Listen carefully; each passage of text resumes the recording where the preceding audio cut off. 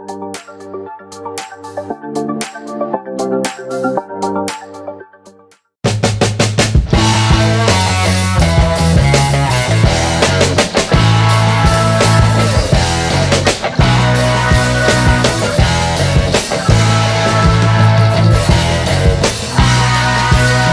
Lord. पुन्हा एकदा सर्वांचं मनःपूर्वक स्वागत. पास्टर मनोज तेलोरे मिनिस्ट्रीज या यूट्यूब चॅनलमध्ये आपण या चॅनलला लाईक करूयात, सबस्क्राईब करूयात आणि अधिकाधिक लोकांपर्यंत आपण हे चॅनल शेअर करूयात. त्या ठिकाणामध्ये एक व्हॉट्सअप नंबर दिलेला आहे. जर तुमच्या जीवनामध्ये जर काही प्रश्न असतील, जर काही प्रार्थना तुम्हाला द्यायची असतील तर तुम्ही त्या व्हॉट्सअप नंबरवर तुम्ही त्या प्रार्थना तुमच्या देऊ शकता. त्याचप्रमाणे तुमच्या जीवनामध्ये जर काही साक्ष घडली असेल तर त्या व्हॉट्सअप नंबरवर नक्कीच तुम्ही तुमची साक्ष देखील शेअर करू शकता. तुम्हाला या ठिकाणामध्ये जर यायचं असेल, तो नंबर लागला नाही, जर तुम्हाला काही प्रार्थना विनंती द्यायची असेल तर या ठिकाणामध्ये मी तुम्हाला 4 नंबर सांगत आहे. त्या नंबरवर तुम्ही कॉल करू शकता. त्यातला पहिला नंबर आहे 9860274141. दुसरा नंबर आहे 9850144151. तिसरा नंबर आहे 9730319999 आणि चौथा नंबर आहे 9922882179. परमेश्वर ह्या चॅनलच्याद्वारे अद्भुतरित्या कार्य करत आहे. पास्टरांची जेव्हा मीटिंग होती औरंगाबाद या ठिकाणामध्ये, तर त्या ठिकाणामध्ये त्या मीटिंगमध्ये ब्रदर राजेंद्र आरोळे श्रीरामपूर या गावावरून त्या ठिकाणामध्ये आले होते आणि वचन सांगत असताना पास्टरांनी त्या ठिकाणामध्ये सांगितलं की तुम्ही या मीटिंगमध्ये आलेला आहात, पण या ठिकाणातून जात असताना नक्कीच तुम्ही काहीतरी घेऊन जाणार आहात. आणि ते विश्वासाने त्यांनी ग्रहण केलं आणि त्यांनी साक्ष सांगितली की 3 दिवसानंतर त्यांचं प्रमोशन झालं आणि त्यांना रायगडला PSI म्हणून त्या ठिकाणामध्ये ते जॉईनिंग करत आहेत. म्हणून आपण सर्व गौरव परमेश्वराला देणार आहोत.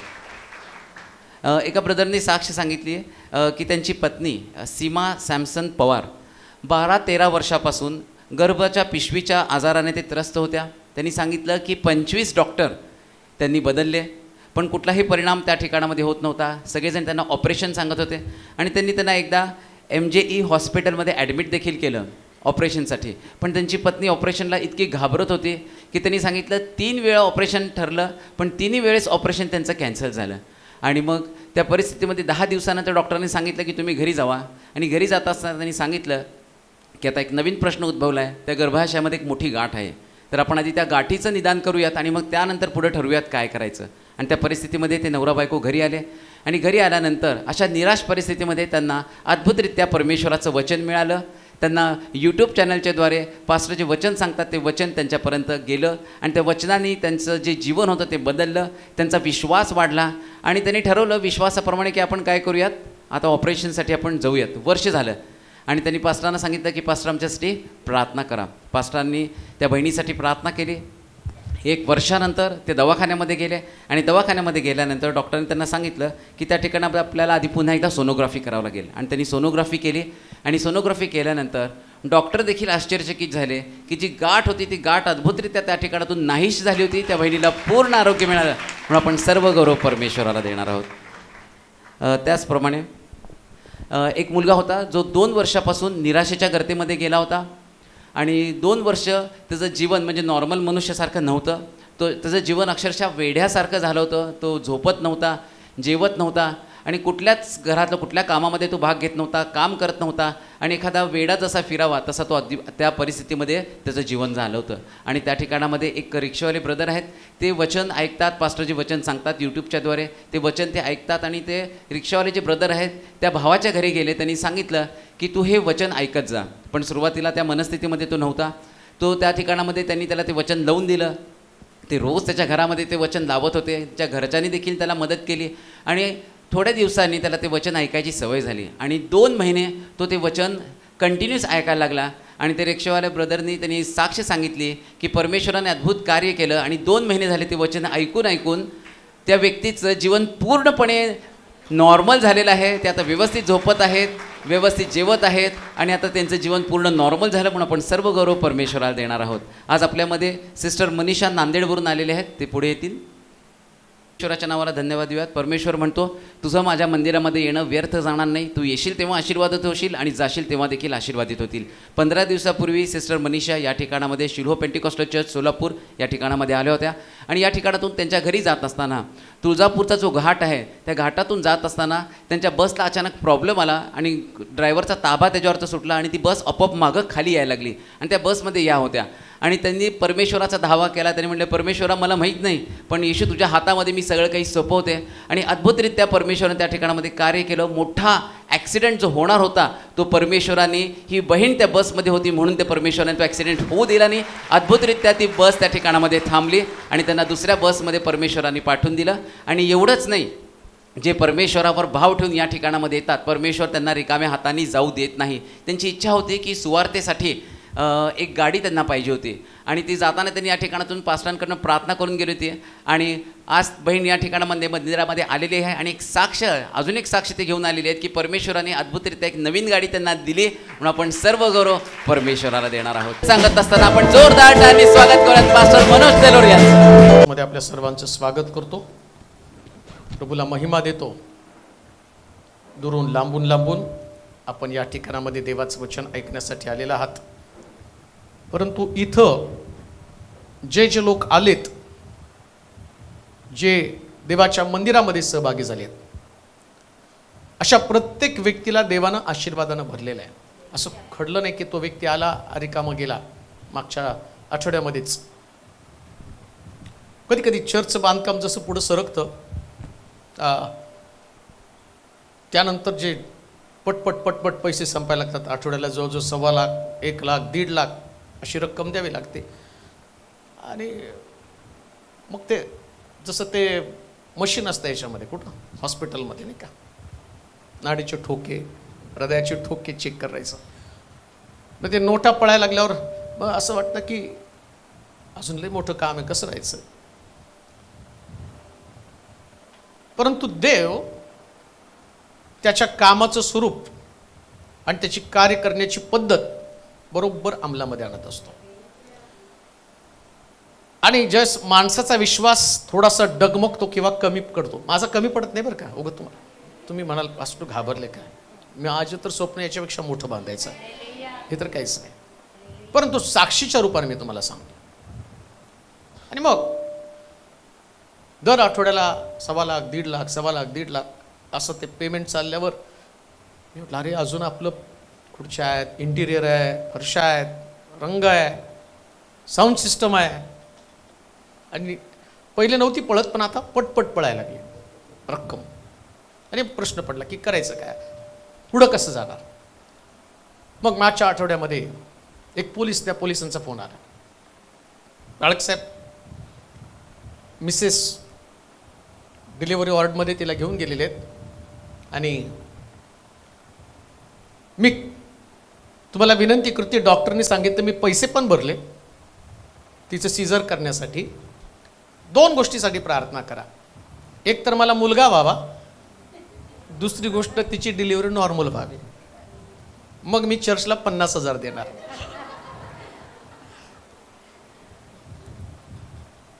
डिलिव्हरी पण नॉर्मल झाली पाहिजे आणि मुलगा पण व्हायला पाहिजे. म्हटलं ठीक आहे देवा, कुठून कसे पैसे मिळवायचे, मला फक्त प्रार्थनेचं युद्ध करायचे आणि तू लोकांना. ते म्हटले माझा हा नवस आहे. आणि प्रार्थना केली आणि म्हटलं देवा यांना दे. आणि डॉक्टर गडबड करायला लागलेत, त्यांना पण पैसे पाहिजे आणि मला पण पैसे पाहिजे. त्यांनी सीझर केले की त्यांना पैसे मिळणार आणि मी ते सीझर अडवणार, मग मला मिळणार. आणि तिकडे युद्ध चाललं माझं प्रार्थनेचं. डॉक्टर म्हटले नाही नाही, चला चला आता लय वेळ वाट बघितली. ते म्हटले फक्त आता 5 मिनटं मला द्या. तिचं नवरा म्हटलं 5 मिनटं वेळ द्या, मी येशूला मानतो. ते म्हटलं ठीक आहे, आता 5 मिनटात तुमच्या येशूला काम करायला सांगा. आणि 5 मिनिटामध्ये डिलिव्हरी नॉर्मल झाली आणि मुलगा झाला. 5 मिनिटामध्ये. आणि मग त्यांनी सांगितलं की आता बाळाला, आईला आणि 50,000 घेऊन चर्चला येणार. लक्षात घ्या, देवाला कोणती गोष्ट कठीण नाही. कोणतीच गोष्ट कठीण नाही. हातबल कधी व्हायचं नसतं कोणत्याच गोष्टीसाठी. अहो असल्या आश्चर्यकारक मागं तुम्ही बघितलं असेल ते एक बाईला 3 मुली होत्या आणि तिने पण म्हणले आता चौथं मुलगाच पाहिजे पाळक साहेब. कुठं नाही जोर लागला की माझ्यावर जोर लावतात. चौथा मुलगाच व्हायला पाहिजे. आणि मग केली प्रार्थना आणि मग ते स्टेटसवर तुम्ही बघितले प्रार्थना केल्यावर बरोबर देवाने तिला चौथा मुलगाच दिला. देव देतो. आणि या दिवसामध्ये ते फक्त प्रार्थना करायला सांगतो, नुसतं प्रार्थना करतो. आणि मी कुठल्या कन्फ्युजनमध्ये नसतो प्रार्थना करण्यासंबंधाने, कारण मला माहिती आहे की माझं काम फक्त मूठ उघडणं आहे आणि देवाचं मुख उघडणं, आणि देवाचं काम मूठ उघडणं आहे. आमेन. मी मुख उघडतो आणि तो मूठ उघडतो. आणि म्हणून या दिवसामध्ये आम्हाला अधिक जास्त देवाच्या जवळ आलं पाहिजे. जास्त बरं का, जितकं तुम्ही जास्त देवाच्या जवळ याल ना, देवाच्या जवळ आल्याचा परिणाम काय होतो माहिती का, तुमच्या डोळ्यामध्ये देव अश्रूच राहू देत नाही. देवाच्या जवळ आल्यावर अश्रू तर सगळ्यांकडे आहेत. काही लोक अश्रू गिळून टाकतात, म्हणजे येऊ देत नाहीत. आणि काही लोक आपल्या अश्रूंना वाट देतात. अजून एक गोष्ट मला सांगतो, जेव्हा तुम्ही अश्रू गाळताना तर तुमच्या अश्रूंची किंमत देव, माझं आज टायटलच आहे, तुमचे अश्रू देवच पुसणार. कोण पुसणार? देव. नवरा नाही पुसणार, बायको नाही पुसणार, सासू नाही पुसणार, सून नाही पुसणार, आई नाही पुसणार, बाप नाही पुसणार, भाऊ नाही पुसणार, देवच पुसणार. हा, फक्त देवच तुमचे अश्रू पुसणार. आणि काही वेळेस अश्रू येणं पण गरजेचं आहे, म्हणून रडताना ते आवरू नका बरं का. मी ते स्टेजवरती बिंदास रडतो.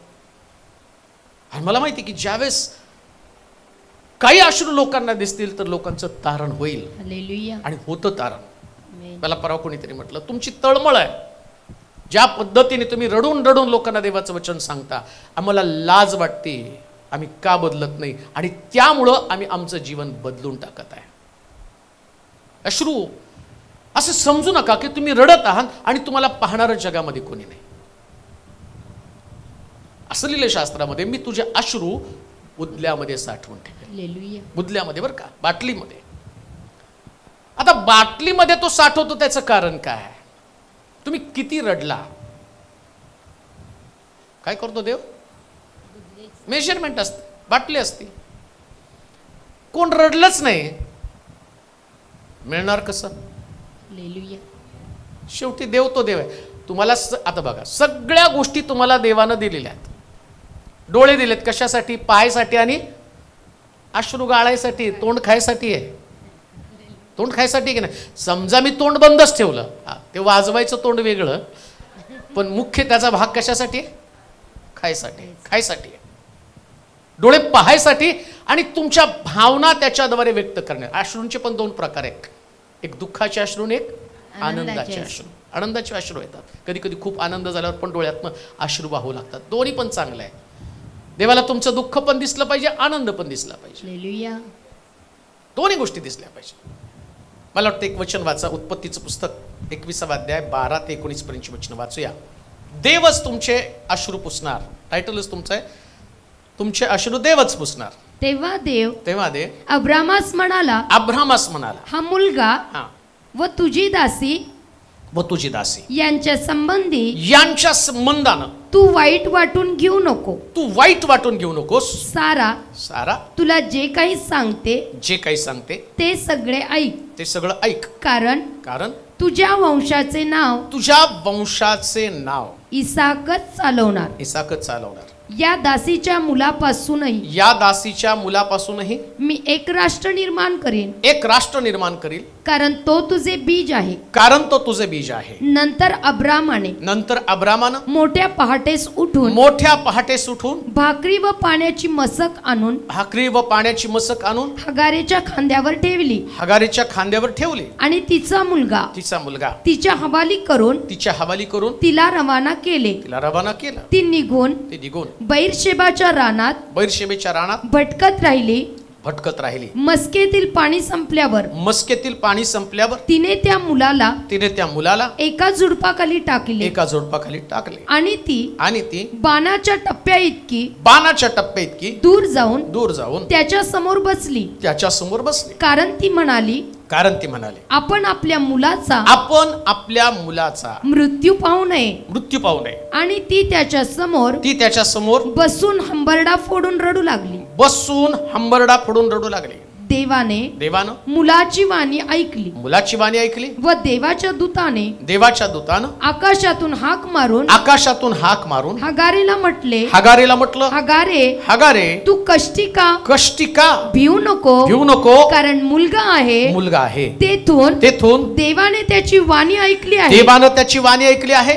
उठ मुलास उचलून आपल्या हाती घट्ट धर. त्याच्यापासून मी एक मोठे राष्ट्र निर्माण करेल. पहा, देव तुमचे अश्रू पुसतो. जो माझा टायटल, माझा विषय आहे, या पृथ्वी तलावरती राहत असताना अश्रू येण्याचं कारण काय माहिती का? कधी कधी आम्ही हतबल होतो. आणि माणसाची जी हतबलता आहे ना, माणसाची हतबलता ती इतकी भयानक असते की प्रश्न असा उपस्थित होतो की याच्या पुढं काय आहे. आणि तुमच्यासाठी आज आनंदाची बातमी, तुम्ही जेव्हा इतकं हतबल व्हाल की तुम्हाला मार्ग सापडणार नाही की याच्या पुढे काय, तुमचं भविष्य असेल, तुमचं व्यक्तिगत जीवन असेल, कदाचित तुमच्या समोर आजारपण असेल. जसं मी पाहतो या इश्माईलच्या बाबतीमध्ये असं म्हटलं, ज्यावेळेस अब्रामानं इश्माईलाला जन्म दिल्यानंतर हगारेच्या पोटी इश्माईल जन्माला आल्यावर देव त्याला काय म्हणतो माहिती का? ते तुझं बीज असल्या कारणानं मी याच्यापासून एक राष्ट्र निर्माण करणार. नीट आहे का? बीज तुझं आहे. माझी तर इच्छा नव्हती की हगारेच्या पोटी इश्माईल जन्माला यावा, परंतु तुझं बीज आहे.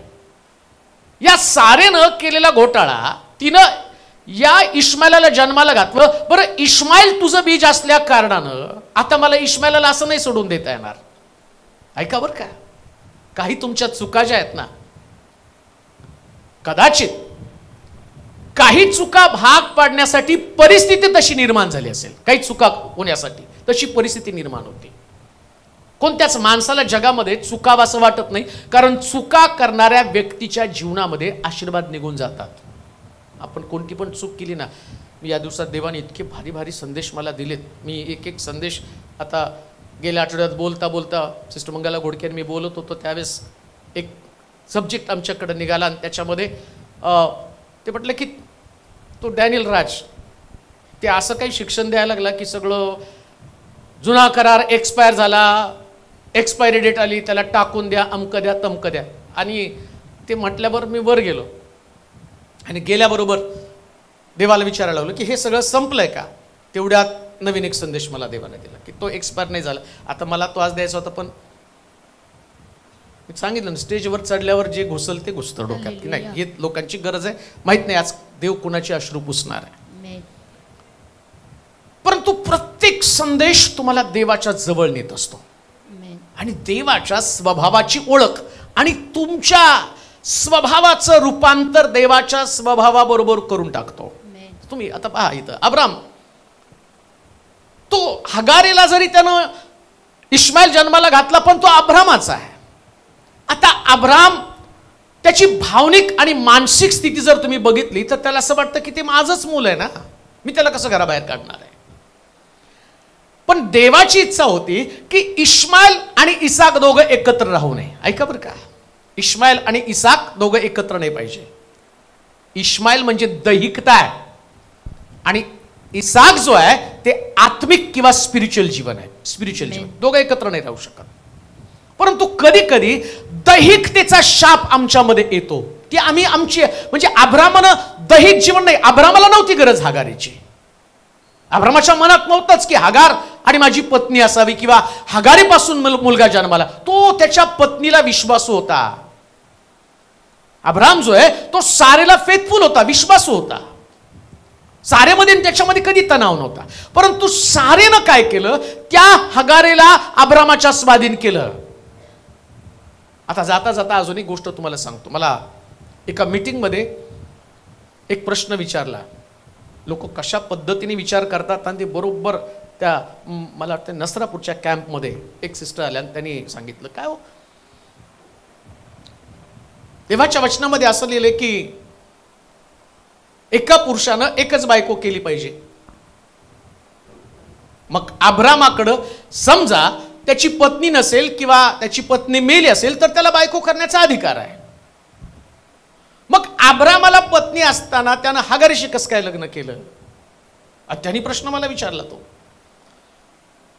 आता तुमच्या डोक्यात आलं, माझ्या डोक्यात आलं, परंतु मी त्यांना त्यावेळेस सांगितलं की सृष्टीचा क्रम देवानं चालू करत असताना त्यांना परमिशन दिली. तो म्हणतो बहुगुणितवान सृष्टी. आता देवाच्या दृष्टिकोनातनं काय होतं? सृष्टी व्यापली जाणं. मग सृष्टी व्यापली जात असताना मनुष्यांची संख्या, पुरुषांची संख्या, स्त्रियांची संख्या मर्यादित आहे. मग त्याला बहुपत्नीत्व देवानं परमिशन दिली की तू अनेक स्त्रिया करू शकतो. जसं शलोमोनानं 1000 बायका केल्या त्या काळामध्ये. आता मी काय त्या 1000 बायका करायचं तुम्हाला संदेश नाही देणार, नाही तर माझा प्रत्येक संदेश सिरियसली घेतात लोक, नाही का? मग त्यांनी ते केलं. मग त्यांनी प्रश्न केला. मग अब्रामाला म्हटलं तुम्ही बोलता ते एकदम बरोबर आहे. नियमशास्त्र कधी अस्तित्वात आलं? अब्रामाच्या नंतर. म्हणजे नियमशास्त्रामध्ये त्याच्यानंतर सांगितलं दुसऱ्याच्या स्त्रीची अभिलाषा धरू नको. म्हणजे नियमशास्त्र आल्यावर जर अब्रामानं केलं असतं तर कदाचित एक चूक झालं असतं. पण नियमशास्त्र नव्हतं आणि त्यावेळेस देव पर्सनली बोलत होता ना. आता अब्रामाशी पण देव पर्सनली बोलतोय. त्याला तो सांगतोय ते हगारीनं सारेने चूक केली, तो म्हटलं हगारीला जाऊ दे. देव पर्सनली बोलत आहे. हो, देव पर्सनली बोलत आहे. सोडून टाक, हगारीला सोड. आता बघा अश्रू कसे पुसतो मी ते तुम्हाला सांगत आहे. याच्यामध्ये ना अब्रामाची चूक आहे, ना हगारीची चूक आहे, ना इश्माईलची चूक आहे. मी ऐका, काही वेळेस तुम्ही अशा प्रकारच्या परिस्थितीमध्ये सापडलेला असता, तुमची काही चूक नसते आणि त्या चुकीची किंमत तुम्हाला त्यागाच्या रूपानं चुकती करावी लागते. त्याग करावा लागतो. काही वेळेस तुम्हाला सॅक्रिफाईस, त्याग करावा लागतो. त्याग ही गोष्ट साधी नाहीये. या हगारीची जर परिस्थिती तुम्ही बघितली असेल तर तिला अब्रामाचं घर म्हणजे तिची रोजीरोटी आहे, तिथं तिला जगावं लागणार आहे.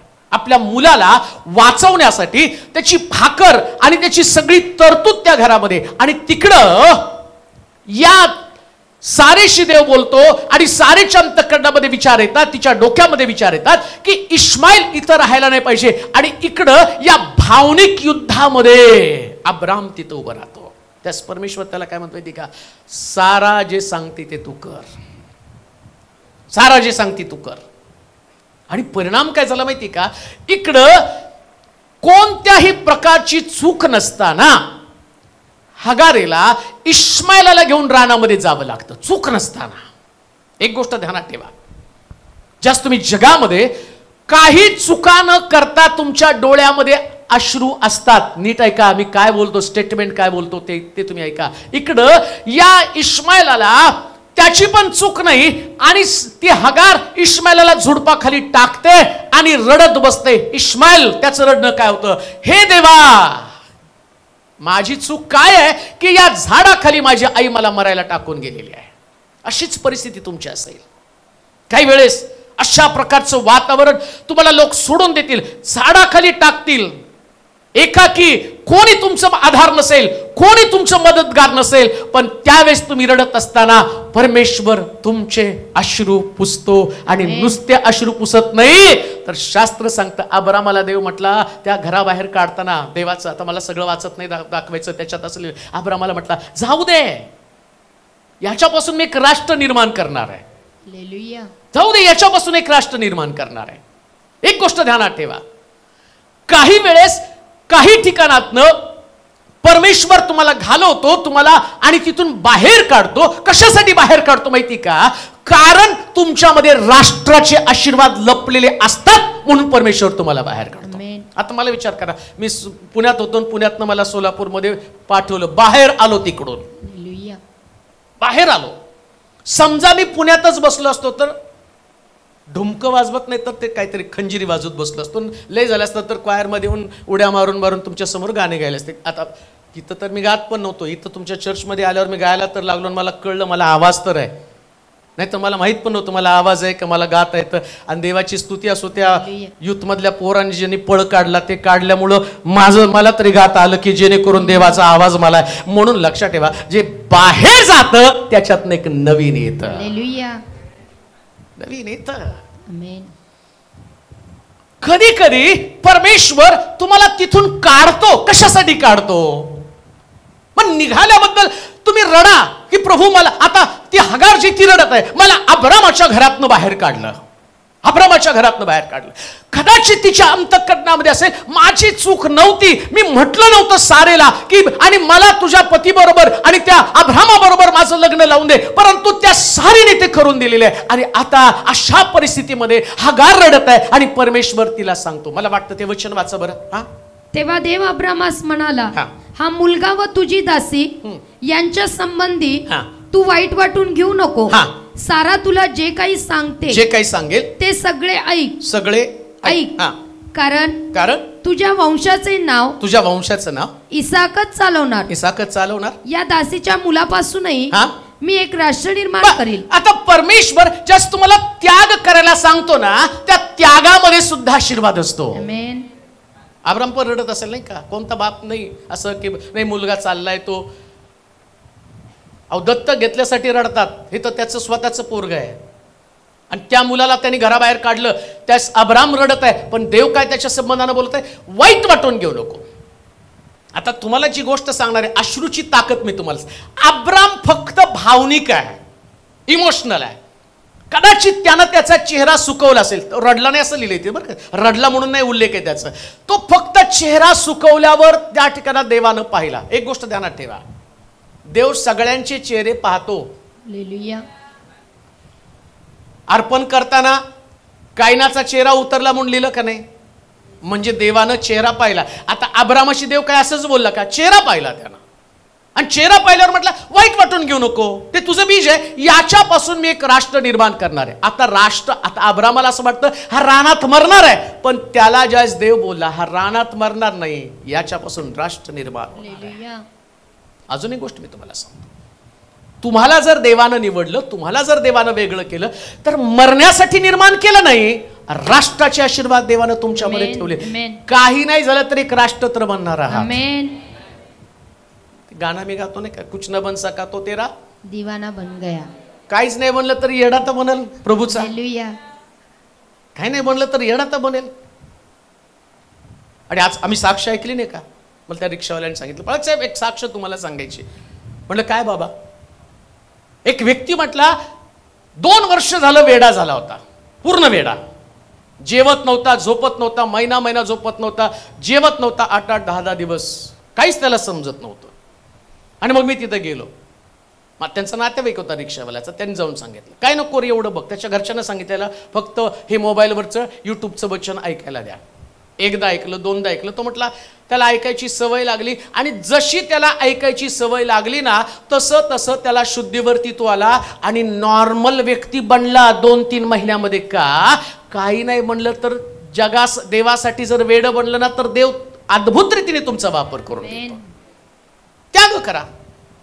काही गोष्टी तुमच्याकडे त्यागासाठी आवश्यक आहेत, आणि त्याग करणं म्हणजे तुम्हाला अश्रू गाळावे लागणार आहेत. कोणती गोष्ट त्याचा त्याग तुम्हाला करावा लागणार आहे?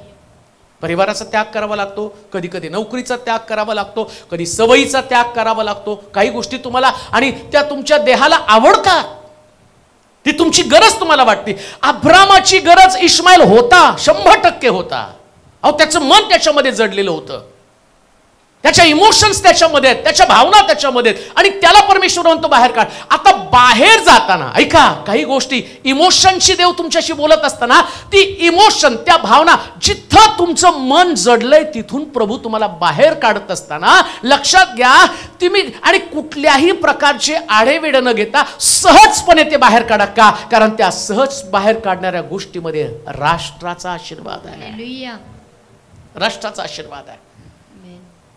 कधी कधी देव आमच्याशी बोलतो वचनाच्या द्वारे. काही गोष्टी सोडण्यासाठी बोलत आहे, काही गोष्टींचा त्याग करण्यासाठी बोलत आहे. परंतु आम्ही इश्माईलला चिटकून बसलेलो आहे. कधी आमचे स्वभाव त्याला मी चिटकून बसलेलो आहे. इश्माईल एक आमचा स्वभाव आहे, दैहिकता आहे. इश्माईल म्हणजे दैहिकता आहे. काही दैहिक गोष्टी आमच्यामध्ये, जसं आमच्यामधला राग आहे, जसं आमच्यामधले द्वेष आहे, जसं आमच्यामधलं व्यसन आहे, जसं आमच्यामधला मोह आहे, ती दैहिकता आहे, त्याला मी धरून बसलेलो आहे. आणि तो सोड, हे सोडावं लागेल तुला. काही पाप आमच्यामध्ये की जे आम्हाला आवडतात, इस्माईल सारखे आमच्यामध्ये, तो म्हणतो हे सोडल्याशिवाय राष्ट्राचा आशीर्वाद कसा येईल. म्हणून लक्षात ठेवा, जर एखादं पाप तुमच्या जीवनावरती राज्य करत असतील, त्या पापानं तुमच्या अंतःकरणामध्ये जागा निर्माण केली असेल आणि ते पाप तुम्हाला सोडायचं नसेल, तर याचा अर्थ तुम्ही राष्ट्राचे आशीर्वाद घालवत आहात. सोडण्यासाठी तुम्हाला रडावं लागणार आहे. असंच नाही सुटलं जात. मला कोणीतरी परवा एक साक्ष पाठवली, त्यांनी सांगितलं, पळत साहेब तुमचा उपदेश ऐकून ऐकून माझी दारू सुटली, मी आणि दारूच्या व्यसनातनं बाहेर आलो, पण माझ्या मुलाचं सिगारेटचं व्यसन सुटायला तयार नाही, त्याने ती सोडावं. आणि त्या मुलानं त्याच्या वडिलांना कंप्लेंट सांगितली की नाही माझं सिगारेटचं व्यसन सुटत नाही, कारण सकाळी उठल्यावर मी सिगारेट पिलो नाही तर बेचैन होतो. म्हणजे काही वेळेस दैहिकता सुटत नसती. सिगारेटचं व्यसन असेल, काही दैहिक गोष्टी असतील, त्या अशाच बाहेर पडत नाही, त्या स्वभावाला चिटकून राहिलेल्या असतात. किती पण देवाचं वचन ऐका, आमच्यामध्ये बदल नसतो, आमच्या स्वभावामध्ये बदल नसतो. पण जेव्हा स्वभावात बदल नसतो ना, लक्षात ठेवा, राष्ट्र तुमच्या हातातून निसटून चाललेलं आहे. एक मोठा राष्ट्राचा आशीर्वाद निसटून चाललाय. अब्रामानं आपल्या भावना कंट्रोलमध्ये आणल्या. भावना कंट्रोलमध्ये आणा, तुमच्या इमोशन्स कंट्रोलमध्ये आणा. जो व्यक्ती इमोशनली आणि बलवान बनतो ना, तो राष्ट्राचे आशीर्वाद मिळवतो. म्हणून पवित्र शास्त्र सांगतं, 13 वचनामध्ये वाचा बरं. या दासीच्या मुलापासूनही मी एक राष्ट्र निर्माण करील, कारण तो तुझे बीज आहे. कारण तो तुझे बीज आहे. ऐका बरं का, आता जेव्हा तुम्ही बाप्तिस्मा घेता, नीट ऐका, तेव्हा तुम्ही देवाच्या कुटुंबात जन्म घेता. म्हणजे प्रभूचं बीज तुमच्यामध्ये येतं.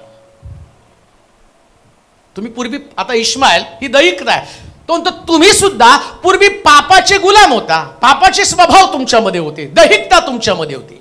पण आता बाप्तिस्म्याच्या द्वारे ख्रिस्ताचं बीज तुमच्यामध्ये आलं. आता बीज तुमच्यामध्ये आल्या कारणानं तुम्हाला त्याग करावा लागणार आहे. कुठल्या गोष्टीचा त्याग करायचा आहे? आता काय त्याग करायचं मी तुम्हाला सांगणार नाही. सगळं तुमचं पाठ झाले. आता जर काढलं ना, सगळं पाठ आहे हो, पण पाठांतर उपयोगाचं नाही. काही गोष्टीचा त्याग करायचा आम्हाला माहिती, पण त्याग करणं हे आम्हाला काय होतं माहिती का, आम्ही प्रभूला फार जनरल घेतो. आत्मिक जीवन म्हणजे काय झालं माहिती का, आत्मिक जीवन. आता माझ्याकडे अजून एक संदेश आलाय आणि त्याच्यामध्ये जसा देव परिपूर्ण तसं तुम्ही परिपूर्ण असा, तो पण फार सुंदर संदेश आहे. कशी परिपूर्णता यायला पाहिजे. विश्वासणाऱ्यांमध्ये परिपूर्णता येतच नाही.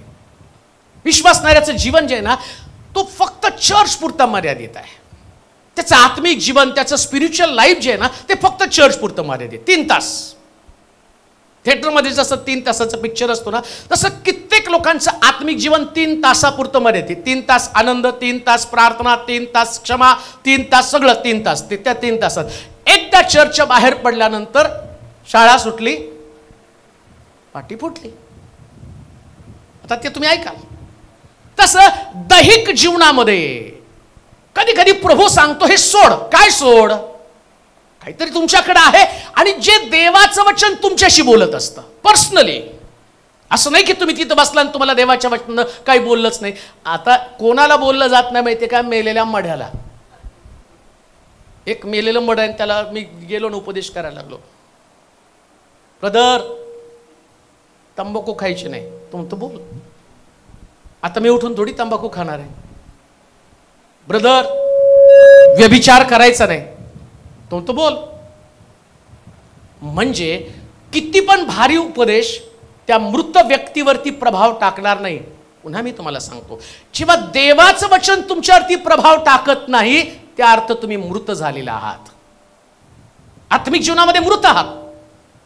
आणि मृत व्यक्तीचं लक्षण काय? तो आपली जागा, आपलं ठिकाण बदलत नाही. मृत व्यक्तीला उचलून न्यावं लागतं. उचलून न्यावं लागतं का नाही? का तुमची माणसं मेल्यावर ते म्हणतात चला आम्ही कबरेपर्यंत येतो, तिथं मला पडतो, तुम्ही खड्ड्यात माती टाका. न्यावं लागतं, त्याला उचलून न्यावं लागतं 4 जणांनी. तसं कधी कधी काही लोकांना मृतावस्थेमध्ये असल्या कारणानं त्या लोकांना वारंवार उचलून आणावं लागतं. पण देवाच्या वचनात सांगितलं की आम्हाला जिवंतपणे या सगळ्या गोष्टीचा अनुभव आला पाहिजे. देवाचं वचन आमच्याशी बोललंच पाहिजे, त्याने आमच्यावरती घाय केले पाहिजे. देवाचं वचन या संबंधानं कधी दुसऱ्याकडे पाहू नका, हे वचन त्याच्यासाठी आहे. जेव्हा देवाच्या वचना संबंधानं बोललं जातं आणि आम्ही दुसऱ्या संबंधानं विचार करायला लागतो, त्या समजायचं आम्ही मेलेलो आहोत, कारण मला लागलंच नाही ना वचन. साधी गोष्ट आहे, एखादं देवाचं वचन सांगितलं आणि आमच्या डोळ्यासमोर अमक्याचा चेहरा येतो, हा अमका अमका व्यक्ती, आम्हाला वाटतं त्याच्या संबंध आहे. मग तुझ्या संबंधानं काय, तुझ्या जीवना संबंधानं काय? का देव तुझ्याशी नाही बोलणार, फक्त त्यांच्याशीच बोलणार आहे? देव अहो आमच्याकडं पण ते खेळताना मी म्हणतो ना, एकावर पिच्चा 7 राज्य खेळलं का नाही, सगळे खेळले का नाही? एकावर पिच्चा ते खेळता खेळता काय असतं की जो कमी पळतो ना त्याच्या मागं ते मुद्दामून त्याला आउट करण्यासाठी सारखं त्याच्यावरच राज्य यायचं. मग त्यावेळेस ते एक निघाली होती खेळताना, एकावर पिच्चा. तुम्हाला समजतं, देवाला समजत नाही. देव एकाच मागं लागेल, देव तुमच्या सगळ्यांच्या मागं हात धुवून लागणार आहे आणि देवाचं वचन तुमच्याकडे पाठवणार आहे. आता वचन पाठवताना ते वचन मी स्वतःसाठी घेत, अब्राहमा संबंधानं देव बोलत आहे. काय बोलत आहे? तुला इश्माईलला जाऊ दे, इश्माईल जाऊ दे. आज सकाळी अश्रुपूर्ण नेत्रांनी इश्माईलची रवानगी करा, का इश्माईल जाईल तर इश्माईल नाही, एक राष्ट्र म्हणून तो परत माघारी येणार आहे. एक राष्ट्र म्हणून. जर इश्माईल गेलाच नसता तर राष्ट्र आलं नसतं. काही वेळेस तुम्हाला रडावं लागतं काही गोष्टी सोडण्यासाठी. प्रियानो, एक गोष्ट तुम्हाला सांगतो, ही देवाचा मार्ग जो आहे ना, या मार्गामध्ये सोडायचं आणि देवापासून घ्यायचं असतं. अगदी सोपं आहे पवित्र शास्त्रामध्ये. दगडी रांजण रिकामं करा. त्याने असं नाही म्हटलं दगडी रांजणात आहे तसं पाणी भर, तो म्हणला पहिले रिकामं करा, पाण्यानं भरा. इश्माईल सोड, राष्ट्र घे. वेदीवरती इसाक टाक, याच्यापासून महान राष्ट्र निर्माण कर. काही गोष्टी तुम्हाला सोडाव्या लागतात, तेव्हा नवीन आशीर्वाद, राष्ट्राचे आशीर्वाद तुमच्याकडे येतात. राष्ट्राचे आशीर्वाद. मर्यादित राहू नका. जेव्हा तुम्ही मर्यादित जीवन जगता, तुमच्यातनं राष्ट्र बाहेर पडू शकत नाही. म्हणून पहिलाच मुद्दा, इश्माईल संबंधानं वाईट वाटून घेऊ नका. शब्द फार सुंदर वापरला, वाचा बरं. देव अब्राहमास म्हणाला, हा मुलगा व तुझी दासी यांच्या संबंधी तू वाईट वाटून घेऊ नको. काय म्हटलं होतं? वाईट वाटून घेऊ नको. लक्षात घ्या, काही वेळेस तुम्हाला वाईट वाटून घ्यायचं नसतं. आमेन म्हणाल का? पण आमच्याकडे एक डायलॉग कॉमन असतो, मला खूप वाईट वाटलं, मला खूप वाईट वाटलं. आणि मला असं वाटतं वर्षाचे 365 दिवस आम्हाला वाईटच वाटतं, नाही का? मला वाईट वाटलं, मला वाईट वाटलं. कधी कधी तर आम्ही म्हणतो रे, ते असं बोलल्यामुळं मला खूप वाईट वाटलं, ते असं घडल्यामुळं मला खूप वाईट वाटलं, आणि मला ही गोष्ट मिळाली नाही म्हणून वाईट वाटलं. आता देव वाईट वाटण्या संबंधाने काय बोलत आहे? वाईट वाटून घेऊ नको. म्हणून देवाच्या लोकांचं वैशिष्ट्य काय असलं पाहिजे? वाईट वाटून. बोला की हो, वाईट वाटून घ्यायचं. वाईट वाटून घेतलं नाही तर काय मिळणार आहे? राष्ट्र. काय मिळणार आहे हो? राष्ट्र. म्हणून कोणी तुमच्या संबंधानं किती वाईट केलं तर वाईट वाटून घेऊ नका, कारण देव तुम्हाला राष्ट्राचे आशीर्वाद देणार आहे. रडायचं नाही, वाईट वाटून घ्यायचं नाही. Normal spiritual life. हालेलुया. नुसतं एक गाणं गायलं, सर्वदा प्रभू मध्ये आनंद करा, टाळ्या वाजवा, उड्या मारा, हे करा ते करा, टेन्शन सोडा, हे सोडा. कुठलं टेन्शन सुटतंय? गाण्यापुरतं टेन्शन सुटलं आणि गाणं संपलं. घरी जातानाच विचार करा, अमक्याचं हे, तमक्याचं ते, ह्याचं कसं, त्याचं कसं, पुन्हा टेन्शन तुमच्याकडे. म्हणून लक्षात ठेवा, जीवन जगताना एक शब्द कॉमन ठेवा, वाईट वाटून घेऊ नका. कोणत्याच परिस्थितीची वाईट वाटून. आज जे तुमच्याकडे आहे, एकट्यात वाईट वाटून घेऊ नका. नोकरी नाही, वाईट वाटून घेऊ नका. रडत बसू नका त्याच्यासाठी. बरं, तुम्ही रडत असला तरी तुमचं रडणं अश्रू पुसणारं कोण आहे? परवा कोणीतरी मला कॉल केला आणि सांगितलं, पळक साहेब प्रार्थना करा, कारखानाच बंद पडलाय आणि आम्हाला सगळ्याला तिथून बाहेर काढलं आणि ते कंपनीवाले सांगतात की आता तुम्हाला आम्ही काही देऊ शकत नाही, तर त्यांनी काहीतरी आम्हाला द्यावं. आता कंपनी बंद पडल्यावर आमचं घर कसं चालावं? तुम्ही प्रार्थना करा, त्याने आम्हाला योग्य भरपाई द्यावी. आणि मग बिचारा अतिशय विवळ कळवळून प्रार्थना करत होता आणि त्याच्यासाठी प्रार्थना केली, देवा यांचं नुकसान होऊ देऊ नकोस. आणि त्या व्यक्तीसाठी देवानं त्या कंपनीच्या सगळ्या अधिकाऱ्यांचा ताबा घेतला आणि जेवढं त्यांनी मागितलं त्याच्या चौपट त्यांना परत मिळालं. का? कारण देव अश्रू पुसतो. देव अश्रू पुसतो. प्रिया, सरकारला GR सुद्धा बदलायला लावणारा देव आहे. मला वाटतं तुम्ही ती साक्ष, मला ते मी टाकलं त्याचं कात्रण पण टाकलं याच्यावरती. एक सिस्टरचा फोन आला होता की बिल्डरने आम्हाला फसवलं आणि त्यांना आम्हाला आरझोनमधल्या बिल्डिंग दिल्या आणि तिथून मग आमच्या घराला नोटीस येऊन पडली आणि त्यांनी सांगितलं की आता तुमचं घर पाडायचं आहे, 1 महिन्याची नोटीस दिली, आता घर पडणार आहे आणि आम्ही कुठं जावं, आमच्याकडे पैसे पण नाही, सगळे पैसे त्याच्यामध्ये गुंतवले आरझोनमध्ये आणि ते आलं. प्रार्थना करा पाळक साहेब, आता आम्ही वकील केले, सगळे केले, हतबल झालो, काही घडू शकत नाही, आता फक्त प्रार्थनाच आम्हाला वाचवणार आहे. आणि त्याच्यासाठी प्रार्थना केली आणि प्रार्थना केल्याबरोबर तिकडं मुख्यमंत्र्या सोबत बैठक झाली आणि मुख्यमंत्र्यांनीच डिक्लेअर करून टाकलं यांची घरं पाडू नका. देवाला इतकी महान प्रकारची शक्ती आहे की गव्हर्नमेंटला सुद्धा तो हलवतो एका व्यक्तीसाठी. हालेलुया. राष्ट्राचे आशीर्वाद तुमच्याकडे आहे. आमेन. आता मी कात्रण पाठवलं त्याच्या बऱ्याच ते मुख्य मला वाटतं फडणवीस संबंध बाजूला त्यांचा फोटो होता, किती लोकांनी बघितलं माहित नाही स्टेटस, परंतु तेवढं बोन एक हे काय हो वरचं वाचा की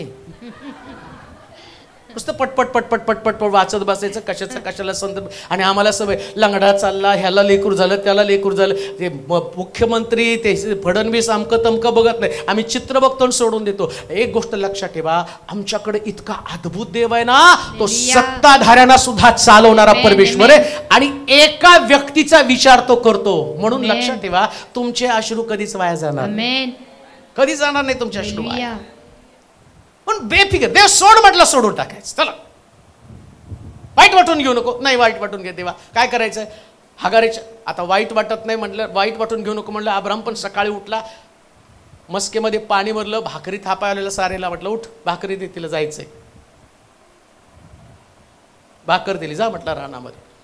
आता बघा देव कसं करतो बरं का. मला वाटते दुसऱ्या मुद्द्यामध्ये आपण ते जाऊया. 21 अध्याय 14 वचन तुम्हाला समजेल. नंतर अब्रामाने मोठ्या पहाटेस उठून भाकरी व पाण्याची मसक आणून हगारेच्या खांद्यावर ठेवली आणि तिचा मुलगा तिच्या हवाली करून तिला रवाना केलं. तो निघून ती बैरशेबाच्या रानात भटकत राहिली. दुसरा मुद्दा, कधी कधी तुम्हाला अशाच प्रकारचं भटकण्यासाठी सोडून टाकलं जातं, भटकावं लागतं. ऐका बरं का, काही वेळेस अशा प्रकारची सिच्युएशन, अशा प्रकारची परिस्थिती निर्माण केली जाते जिथं तुम्ही आहात. आता हगार जी आहे ती हगार तुम्हाला माहित नाही की ती इतक्या मोठ्या व्यक्तीच्या घरामध्ये होती. ज्या उत्पत्तीच्या पुस्तकामध्ये तुम्ही बघितलं तर 13व्या अध्यायामध्ये असं म्हटलं, सोनं रूप उंट गाढवं या सगळ्यांनी तो संपन्न असणारा व्यक्ती होता. आता बघा, एवढं संपन्न जीवन तिच्याकडे होतं आणि त्या संपन्न जीवनातनं तिला बाहेर काढलं आणि रानामध्ये भटकण्यासाठी पाठवलं. ऐका मी काय तुम्हाला सांगत आहे, काही वेळेस देव तुम्हाला संपन्न अवस्थेतनं विपन्न अवस्थेकडनं घेऊन जात असतो. संपन्न अवस्थेमध्ये तुम्ही संपन्न असता, ख्याली खुशाली असती, सगळं काही चांगलं असतं, पैसा अडका, श्रीमंती, आजूबाजूला काळजी करणारे लोक. सकाळी उठल्यावर मला असं वाटतं की ज्या दिवशी इश्माएलाचा जन्म झाला ना, त्या दिवशी या हगारेचं पुष्कळ कौतुक झालं असेल. कारण अब्रामाला एवढे वर्ष मुलगा नव्हता आणि आता पहिल्यांदा मुलगा झाला, म्हणजे त्या घरामध्ये हगारेचं आणि इश्माएलचं किती कौतुकातीचं गेलं. रोजच्या दिवसामध्ये काय झालं माहिती का, सकाळी उठल्यापासून ती स्वतःला म्हणत असेल मी धन्य, सारेकडे पाहून म्हणत असेल तिला मुलगा नव्हता पण देवानं मला मुलगा दिला. आणि अब्राम सुद्धा त्या आता घरामध्ये मुलगाच नाही, म्हणजे किती लाड असेल त्या मुलाचा, इश्माएलचा किती लाड अब्रामानं केला असेल, अब्रामाच्या चाकराने केला असेल. आता सगळं कसं रुटीनचं चालू झालं, तो रुटीन होतं. सकाळी उठल्यावरती मला असं वाटतं की तो बाप काहीतरी येताना बाजारातनं खाऊ घेऊन येत असेल, खेळणी घेऊन येत असेल, सगळं आणून त्याच्या हवाली करत असेल. इश्माएल पण आपल्या बापाला बेलगत असेल आणि हगार सुद्धा एवढी खुश. आणि एक दिवशी सडनली सगळं चेंज घडलं, एक दिवशी सगळं काही वातावरण बदललं. इकडं इश्माएल आणि घराच्या बाहेर हगार सुद्धा घराच्या बाहेर, आणि घराच्या बाहेर पडताना तिच्यासमोर भविष्य अंधकारमय. आता तिला आधार नाही, कोणी तिच्या आणि तिच्यासाठी वाट नाही, तिला वाट पण सापडायला नाही, बैरशेबेच्या रानामध्ये भटकत राहिली. कान देऊ का एक समय असेल की त्या दिवशी तुम्हाला असं वाटत असेल आम्ही भटकत आहोत, आमचा आधार तुटला, आमचं सगळी काही संपत्ती निघून गेली. परंतु कान देऊ नये का, जेव्हा तुम्ही भटकण्याच्या अवस्थेमध्ये असता परमेश्वर जाणून बुजून ते तो अवस्था तुमच्याकडनं आणतो. का? कारण आधीच्या वचनामध्ये देव म्हटला होता याच्यापासून मी राष्ट्र निर्माण करणार. आता राष्ट्र निर्माण करणाऱ्यांती भटकायला लागली. विचार करा, हालेलुया. कान देऊ नाही का? काही आशीर्वाद तुमच्यामध्ये आहेत, पण देव तरी तुम्हाला भटकवत असतो. समजते का तुम्हाला? आता समजा इस्माईल कडे तर म्हटलं तुझ्यापासून राष्ट्र निर्माण करणार आहे, आणि देव म्हणतो भटकू द्यायला राहणार. कसं काय देवाचं काम आहे? देवानं एखादी गोष्ट तुमच्यामध्ये आशीर्वादाच्या रूपानं ठेवलेली आहे, ती तुम्हाला दिसत नाही, आणि लोकांसमोर तुम्ही भटकत आहात. आज तुमच्याकडे ते नाहीये. काही आशीर्वाद तुमच्याकडे नाहीयेत. उदाहरणार्थ नोकरी तुमच्याकडे नाही, तुम्ही भटकत आहात दारोदार. एका ठिकाणात दुसऱ्या ठिकाणात, दुसऱ्या गावात तिसऱ्या गावात, वेगवेगळ्या ठिकाणामध्ये तुम्ही जात. सगळीकडे गेल्यावर तुम्ही हातबल झालेला आहात. कोणी तुमची मदत करत नाहीये. लेकरं तुमच्याकडे नाही, लेकराचा आशीर्वाद तुमच्याकडे नाही. एका डॉक्टरकडनं दुसऱ्या डॉक्टरकडे, पुष्कळ डॉक्टरांकडे तुम्ही गेलेला आहे, पण देवानं सांगितलं ना तुम्हाला मी लेकरू देऊन आशीर्वादित करणार आहे. भटकावं तर लागणार आहे ना. मग बऱ्याच वेळा मी असं म्हणतो, नाही मग देवानं आशीर्वाद दिला, अजून कसं लेकरू व्हायला तयार नाही. अरे लेकरू तुझ्यामध्ये आहे, थोडंसं भटकावं लागेल. कशासाठी माहिती का? 2 अश्रू देवासमोर तर गाळायला पाहिजे का नाही? हालेलुया. आता देवानं तुम्हाला आशीर्वाद दिला आणि ते उड्या मारत मारत गेल्या. देवानं सांगितलं आता तुम्हाला लेकरू देणार आहे, आणि ते म्हटलं आता लेकरू होणार आहे, आता निवांत आहे. निवांत थोडी देव करतो, देव आधी भटकवतो. तो म्हणतो आधी भटका, हालेलुया. गणागणा भटका रानामध्ये. धक्केचा अनुभव येऊ द्या, त्या गोष्टीचं महत्व तुम्हाला समजू द्या. राष्ट्र असंच निर्माण होत नाही. राष्ट्र निर्माण करण्यापूर्वी देव अनेक प्रकारचे धक्के तुम्हाला देतो, पण लक्षात ठेवा देवाचे धक्के साधे धक्के नसतात. ती तुमची साक्ष असती. आमेन. जेव्हा हगार रानामध्ये भटकत होती, भटकलेल्या रानातली तिची साक्ष होती. ज्या इस्माईल मोठा झाला, तो म्हटला मी बैरशेबेच्या रानात भटकलेला, आज मी एक मोठं राष्ट्राचं, अख्खं अरब राष्ट्र कोणाचं तरी इस्माईलचं आहे हो. अख्खा अरब राष्ट्र इस्माईलचे बरं का. तुमच्या गाड्या 2 मिनिटात बंद होतील. तुमच्या गाडीचं पेट्रोल इस्माईल देतो तुम्हाला. देवानं सांगितलं होतं की या इस्माईलाला, याच्यापासून मला मोठं राष्ट्र निर्माण करायचं आहे. सारं जग इस्माईलमुळे धावत आहे. इस्माईल जर रानामध्ये इस्माईल मरून गेला असता, त्यानं आपले आशीर्वाद, का मी तुम्हाला सांगतो माहिती का, हातबल होऊन मरण्याचा विचार पण करू नका. हालेलुया. कधी कधी तुम्ही भटकताना म्हणता संपलं माझं आयुष्य, काहीच नाही आता पुढं. सुसाईड करण्याचा विचार करतो, माघार घेण्याचा विचार करतो, आणि म्हणतो आमचं भविष्य संपलेलं आहे. साऱ्या हगारीच्या डोक्यामध्ये तीच कल्पना आली असेल. तिने मरणासाठी त्याला टाकून दिलेलं आहे. त्याचं मरण पाहू नये असं बाणाच्या टप्प्यात की जाऊन ती लांब थांबली. मरण त्याचं पाहू नये. कदाचित तुमचं वर्तमान तुम्हाला मरणाकडे घेऊन चालले असेल. तुमचं वर्तमान, तुमचं वास्तव इतकं भयानक असेल की तुम्हाला दिसेल इथं इस्माईल पण मरणार आहे आणि हगार पण मरणार आहे. हे वास्तव असेल तुमचं. पण परमेश्वराने केलेला करार आठवा. देवानं अब्रामाशी करार केला होता, हे तुझं बीज आहे, हे तुझं बीज आहे. जितके लोक आज देवाच्या घरामध्ये आहेत, जितके लोक या फेसबुक यूट्यूबच्या माध्यमातून आणि गुगल मीटच्या माध्यमातून देवाचं वचन ऐकत आहे, मला तुम्हाला इन्करेज करायचंय, जर तुम्ही देवाचं बीज तुमच्यामध्ये आहात तर तुम्ही मरण्यासाठी जन्माला आला नाही, तुम्ही राष्ट्र घडवण्यासाठी जन्माला आलेला आहात. तुमच्यामध्ये एक राष्ट्र आहे. आज भटकणं आहे तर उद्या लोक तुमच्यासाठी भटकतील, हा पण दिवस येणार आहे. आज तुम्ही भटकत आहात, आज तुम्ही भटकत आहात. एक दिवस असा येईल लोक तुमचा शोध घेत घेत भटकतील. हालेलुया. किती सुंदर नाही का? हालेलुया. तुम्हाला येतील ब्रदर, वीटभट्टीसाठी तुम्हाला भटकायला येतील, लोक बघत येतील. आज तुम्हाला तर वीट बिझनेससाठी शोधावं लागतं ना. एक दिवस येईल की तुमची वीटभट्टी सोलापूरमध्ये चांगली असेल का? हालेलुया. कारण देवाचा तो तुमच्यासाठी आशीर्वाद आहे. आमेन. देवाचा आशीर्वाद आहे. मला आठवतं की मला फार वाटायचं, मी सुरुवातीला सेवेमध्ये आल्यावर फार वाटायचं की आपल्या सभा सगळीकडे व्हायला पाहिजे. होतं माझ्या आतमध्ये, मला असं वाटायचं, मला माहिती होतं की माझं पाचारण साधं पाचारण नाही आणि ते फार मोठं पाचारण आहे. मग माझ्याबरोबर आपले काही वडील वर्ग ओपन होता. मग ते मला म्हटले नाही नाही तुझी सभा दुसरीकडे व्हायला पाहिजे. मग एका ठिकाणामध्ये आम्ही सभेसाठी गेलो आणि त्यांना म्हटलं की बळच गेलो, तुमच्या चर्चमध्ये आमची सभा ठेवा. आता त्यास मला वाटतं त्याला काहीतरी 25-1 वर्ष झाले असतील. त्यावेळेस मला बघून ते म्हटलं की हो हो करू प्लॅन आत्ता, पण आत्ता सध्या काय नाही. त्यांनी टंगळमंगळ करून मला पाठवून दिलं आणि वाट बघायला लागलो कधी ते सभा ठेवतील, पण सभा काही झाली नाही. त्यानंतर परिस्थिती अशी निर्माण झाली, एका ठिकाणामध्ये एक सभा झाली. त्या सभेला पाळकाला माडकर पास्टर जायचं नव्हतं, ते मला पाठवलं. ते म्हटले तू जा. माझी पहिली सभा मनमाडमध्ये बेथेल चर्च. त्या चर्चमध्ये माझी पहिली सभा झाली. त्या सभेला मी गेलो आणि गेल्यानंतर त्या पास्टर ठोंबरे तिथं होते आणि त्यांच्यासमोर उभं राहिलो. त्यांना असं वाटलं मी त्या मीटिंगला रजिस्ट्रेशन करायला आलो. ते म्हणते काय रजिस्ट्रेशन करायचं का मीटिंगला? म्हटलं नाही, मी वक्ता आहे. माझ्याकडं पाहिलं आणि त्यांनी स्वतः सांगितलं नंतर मला, त्याने महाडकरला कळतंय का नाही, शेंबडं पोरगं मीटिंगला पाठवलंय, हे काय सभा घेणार आहे? आणि मग ते म्हटलं ठीक आहे. थोडेसे नाराजपणेच त्यांनी ते रिॲक्ट झाले आणि मलाही थोडंसं वाटलं की अरे बापरे, मी बळजबरीने आलो का काय, मला ओळखत पण नाही आणि मग कसं काय गेलो. पण ती सभा इतकी सुंदर झाली. मग त्या सभेनंतर ते म्हटलं की ज्या व्यक्तीला मला पाहिल्यावर असं वाटलं होतं की कशाला पाठवलं, परंतु देवाच्या आत्म्याने त्यांच्याकडनं एवढं मोठं काम करून घेतलं. हे मी तुम्हाला काय सांगतो, एक दिवशी मी शोधत होतो पण आता लोक मला शोधत आहेत. हा आशीर्वाद तुमच्या जीवनामध्ये असणार. भटकावं लागणार आहे. तुम्ही भटकता म्हणजे असं नाही की तुमच्याकडे काही नाही म्हणून तुम्ही भटकतात.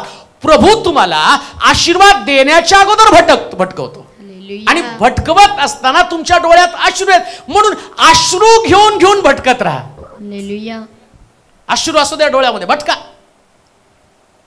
तुम्ही बघता का रोडवरती ते कधी कधी ती लहान लेकरं इतकी बेफामपणे रडत रडत आपल्या पालकांना शोधत असतात, रडत असतात, भटकत असतात रोडवरती आणि पाहणाऱ्या जाणाऱ्या लोकांना वाईट वाटतं की कोणाचं लेकरू आहे, कोणाचं लेकरू आहे. विचार करा, या जगामध्ये असणाऱ्या लोकांना जर त्या लेकराच्या भटकण्याचं अश्रूंची एवढी मोल आहेत, तर आमचं तर देव जिवंत आहे, कृपेनं भरलेला प्रेमळ देव आहे. म्हणून एक गोष्ट ध्यानात ठेवा, तुमचं भटकणं कायमस्वरूपी नसणार आहे. एक दिवशी राष्ट्र तुम्ही बनणारच आहात. एक दिवशी राष्ट्र तुमच्यातनं बाहेर पडणार.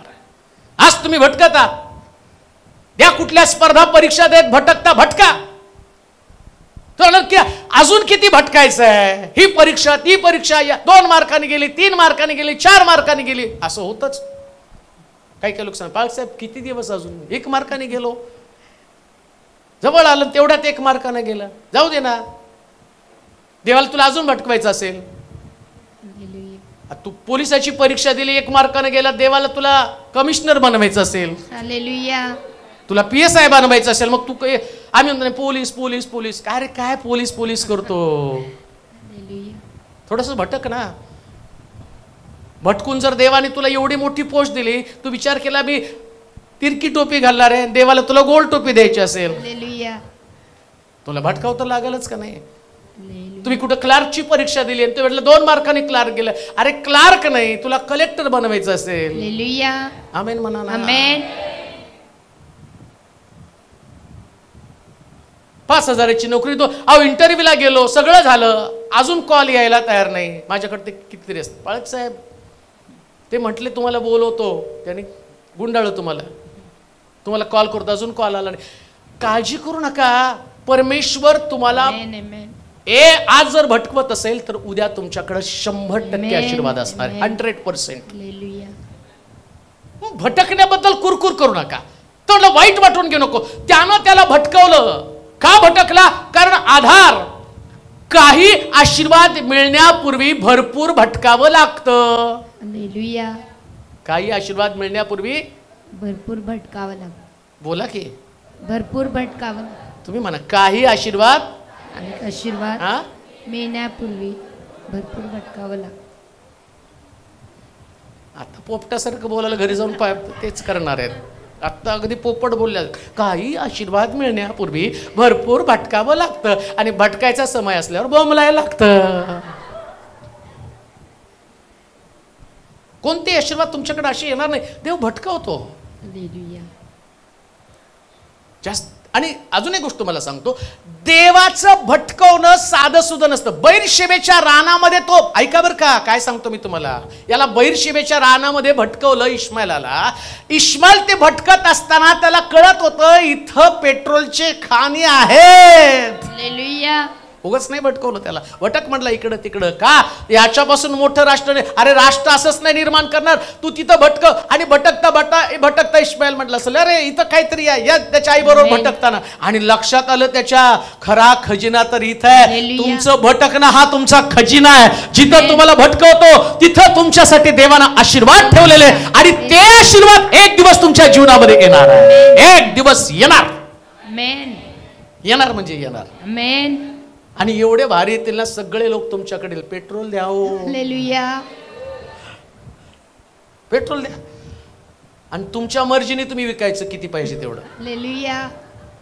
100 रुपये 200 रुपये 300 रुपये तुमच्या मर्जीनं. आणि तुम्ही पेट्रोल विकायचं. आणि तुमची बिल्डिंग सगळ्यात मोठी दुबई मधली, नाही का? दुबई मधली बिल्डिंग सगळ्यात मोठी, एवढी भारी बिल्डिंग त्या त्यांनी बांधली. काय त्याचं नाव माझ्या लक्षात जाऊ द्या, काय करायचं आपल्याला त्याच्या नावाचं, नाही का? बुर्ज खलिफा. बुर्ज खलिफा. तशी मनोज खलिफा होऊ दे एखादी. भटकायचे ठिकाण. मी कशाला तुमचं नाव घेऊ, तुम्ही भटका. आता मी भटकून आलोय जागेवर. आता माझी पण बिल्डिंग होती ना बुर्ज मनोज खलिफा, बुर्ज खलिफा. तशी तुम्हाला नाही वाटत तुमचं स्वतःचं काय असावं? इस्माईल जर बुर्ज खलिफा निर्माण करतो, तुम्ही तर इसाक आहात. तुमचं याच्यापेक्षा मोठे आशीर्वाद तुमच्याकडे असतील. म्हणून आत्ताच्या सिच्युएशन मध्ये नुसतं भटकत राहायचं. तुम्ही रडत असाल, रोजच्या भाकरीसाठी रडत असाल. इस्माईल रानामध्ये भाकरीसाठी पाण्यासाठी रडत होता. भाकर आणि पाणी त्याची गरज आहे. भाकर पण नाही पाणी पण नाही, त्याच्यासाठी रडत आहे. आणि प्रभू त्याला म्हणतो अरे तू भाकरीसाठी जन्माला आला नाही, पाण्यासाठी जन्माला आला नाही, राष्ट्रासाठी तू जन्माला आलेला आहे. भाकरीसाठी पाण्यासाठी रडू नका, राष्ट्र तुमच्यातनं बाहेर पडावं याच्यासाठी तुम्ही रडा. कारण देव तुमचे अश्रू पुसणार आहे. देव तुमचे अश्रू पुसणार आहे. आज रडत आहात तर लोकांसमोर बिनधास्त रडा. तोंड लपून रडू नका, समोर जाऊन रडा. हालेलुया. आम्ही कधी कधी तोंड लपून नाही रडायचं, बिनधास्त रडायचं. का? कारण देव अश्रू पुसतो. देव अश्रू पुसतो. कोणी व्यक्ती तुम्ही अश्रू पुसत नाही. आणि ज्यांच्या समोर तुम्हाला रडावं लागतं देव त्यांच्या समोरच तुम्हाला उभं करतो. किती भारी आहे. ज्यांच्या समोर रडावं लागतं. इकडं सारे समोर हगार रडली, अब्रामासमोर हगार रडली. आणि त्या बाळाला घेऊन इश्माईलला घेऊन देव त्याला म्हटलं याच्यापासून मोठं राष्ट्र निर्माण करणार आहे. तिकडं अब्रामी शकतो. चारीला त्यांनी तेव्हा नव्हता मोबाईल पण विचारला असेल, काहीतरी असेलच सुविधा त्यांच्याकडे चौकशी करण्याची, नाही का? आता आमच्याकडे झटक्यात कुठं असलं की 5 मिनिटात त्याने विचारलं असेल हगार इश्माईल कसा आहे? स्वामी तुमचा देव जसा बोलला तसं त्यानं घडवलं. आता एक अख्खं राष्ट्र इश्माईलच्या मालकीचं आहे. ही वार्ता तिच्या कानावरती गेली. ज्याच्या समोर ती रडली त्याच्या समोरच देवानं तिला उभं केलं. वास्तव आहे, हे वास्तव आहे. तुम्ही कुणासमोर रडत आहात, कोणत्या व्यक्तीनं तुम्हाला रडवलं, देव त्याच्या समोरच तुम्हाला उभं करणार. त्याच्या समोरच. आणि तशाच पद्धतीनं लोक तुमच्याकडे पाहून देवाचं गौरव करतील. सगळ्यात देवाचं गौरव. अरे देवाने याला उभं केलेलं आहे, देवानं या व्यक्तीला उभं केलेलं आहे. तिसरी गोष्ट आपण वाचूया, उत्पत्तीचं पुस्तक. आता फार सुंदर आहे. 21 अध्याय 16 आणि 17 वचन. आणि ती बाणाच्या टप्प्या इतकी दूर जाऊन त्याच्या समोर बसली, कारण ती म्हणाली आपण आपल्या मुलाचा मृत्यू पाहू नये. आपण आपल्या मुलाचा मृत्यू पाहू नये. आणि ती त्याच्या समोर बसून हंबरडा फोडून रडू लागली. देवाने मुलाची वाणी ऐकली. व देवाच्या दूतानं आकाशातून हाक मारून हगारेला म्हटले, हगारे तू कष्टिका भिवू नकोस, कारण मुलगा आहे. तेथून देवाने त्याची वाणी ऐकली आहे. उठ मुलास उचलून आपल्या हाती घट्ट धर. त्याच्यापासून मी एक मोठे राष्ट्र निर्माण करेन. हगारेच्या अश्रूनं राष्ट्र, इस्माईलच्या अश्रूनं मोठं राष्ट्र. समजतंय का तुम्हाला? अब्राम परमेश्वरासमोर आपला चेहरा खिन्न करून हगार अश्रुपूर्ण नेत्रांनं इस्माईलला झुडपाखाली टाकती आणि झुडपाखाली टाकून ती तिच्याकडचे जे अश्रू आहेत ते इस्माईलाचा मृत्यू पाहण्यासाठी अश्रू आहेत की तो कधी मरतो, त्याचं मरण पाहावं, त्याचं दुःख तिला पाहावत नव्हतं, पण त्याच्या दुःखाला हलकं करण्याची ताकद तिच्याकडे नाही. पुन्हा मी तुम्हाला सांगतो, जगामध्ये सगळे लोक तुमच्या बरोबर रडतील, सगळे रडतील बरं का. आणि रडायचं तर आम्हाला एवढी सवय आहे ना, सिरियल लागली तरी आम्ही रडतो ना. कसं झालं तिचं, घराच्या बाहेर तिला काढलं, मग आता ही कुठं जाणार, तो डायरेक्टर ठरवल तिकडं जाणार, तुम्ही टेन्शन घेऊ नका. आम्हाला एवढं टेन्शन असतं हिचं कसं होणार आहे. आणि काही लोक तर एवढे हुशार असतात ना, नाही ती दुसऱ्या रूपाने परत ना, ती नाही ती तीच आहे. एवढे इन्व्हॉल्ड आणि त्याच्यात आम्ही एवढे रडतो. पण त्या रडण्यातनं निष्पन्न काय होतं, काहीच निष्पन्न होत नाही. हे सगळे लोक जगात असेच आहेत. आमच्याकडे एक नाही का उगरड रडताना ते पाठीमागे उगरड म्हणजे काय, आम्ही पण उगं रडतो, तू पण उगं रड, काही तुला दुःख नाही मला पण दुःख नाही. जगामध्ये लोक तुमच्या बरोबर रडतील पण ते तुम्हाला रडण्यात बाहेर काढू शकणार नाही. इस्माईल झाडाखाली त्याला टाकून हगार त्याच्या मरणाची वाट बघत होती, असं लिहिलंय. त्याचं मरण काय शब्द आहे, आपल्या मुलाचा मृत्यू पाहू नये, आपल्या मुलाचा मृत्यू पाहू नये. आणि ती त्याच्या समोर बसून हंबरडा फोडून रडू लागली. फक्त ती त्याच्या समोर बसून रडत आहे. म्हणजे काय, असं लिहिलंय की मुलाचा मृत्यू पाहू नये म्हणजे तो मरणार आहे.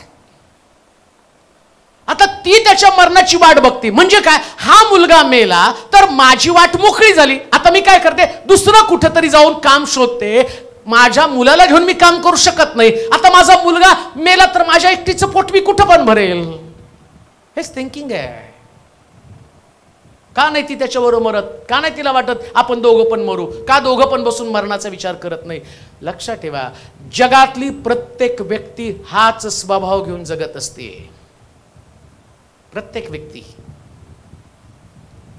तुम्ही कोणावर विश्वास ठेवता, कोणत्या व्यक्तीला तुम्ही आपल्या जीवनामध्ये म्हणता की नाही हे लोक माझे अश्रू पुसतील, कोणी नाही पुसणार. या आयुष्याची लढाई तुम्हाला एकट्यानं लढावं लागते. परंतु या लढाईमध्ये जर तुम्हाला सक्सेसफुल व्हायचं असतं, लक्षात ठेवा, हगार इस्माईला बरोबर रडत आहे पण इस्माईल स्वतःसाठी रडत आहे. तो देवाला प्रश्न करत आहे, माझ्या आईची चूक मला भोगावी लागत आहे, माझ्या बापाची चूक मला भोगावं लागत आहे. प्रभू माझ्या जीवनाचं तू असं काय केलं. आणि शास्त्र सांगतं देवानं त्याचं रडणं ऐकलं आणि देवानं स्वर्गातनं दूत पाठवून हागारेला दर्शन देऊ.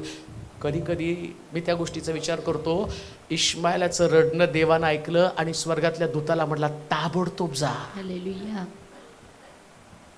काय लिहिलंय, स्वर्गातनं दूत आले ना, काय परमेश्वराच्या. देवाने मुलाची वाणी ऐकली व देवाच्या दूताने देवानं मुलाची वाणी ऐकली व देवाच्या दूताने कुणी, देवाच्या दूतानं आकाशातून हाक मारून हगारेला म्हटले.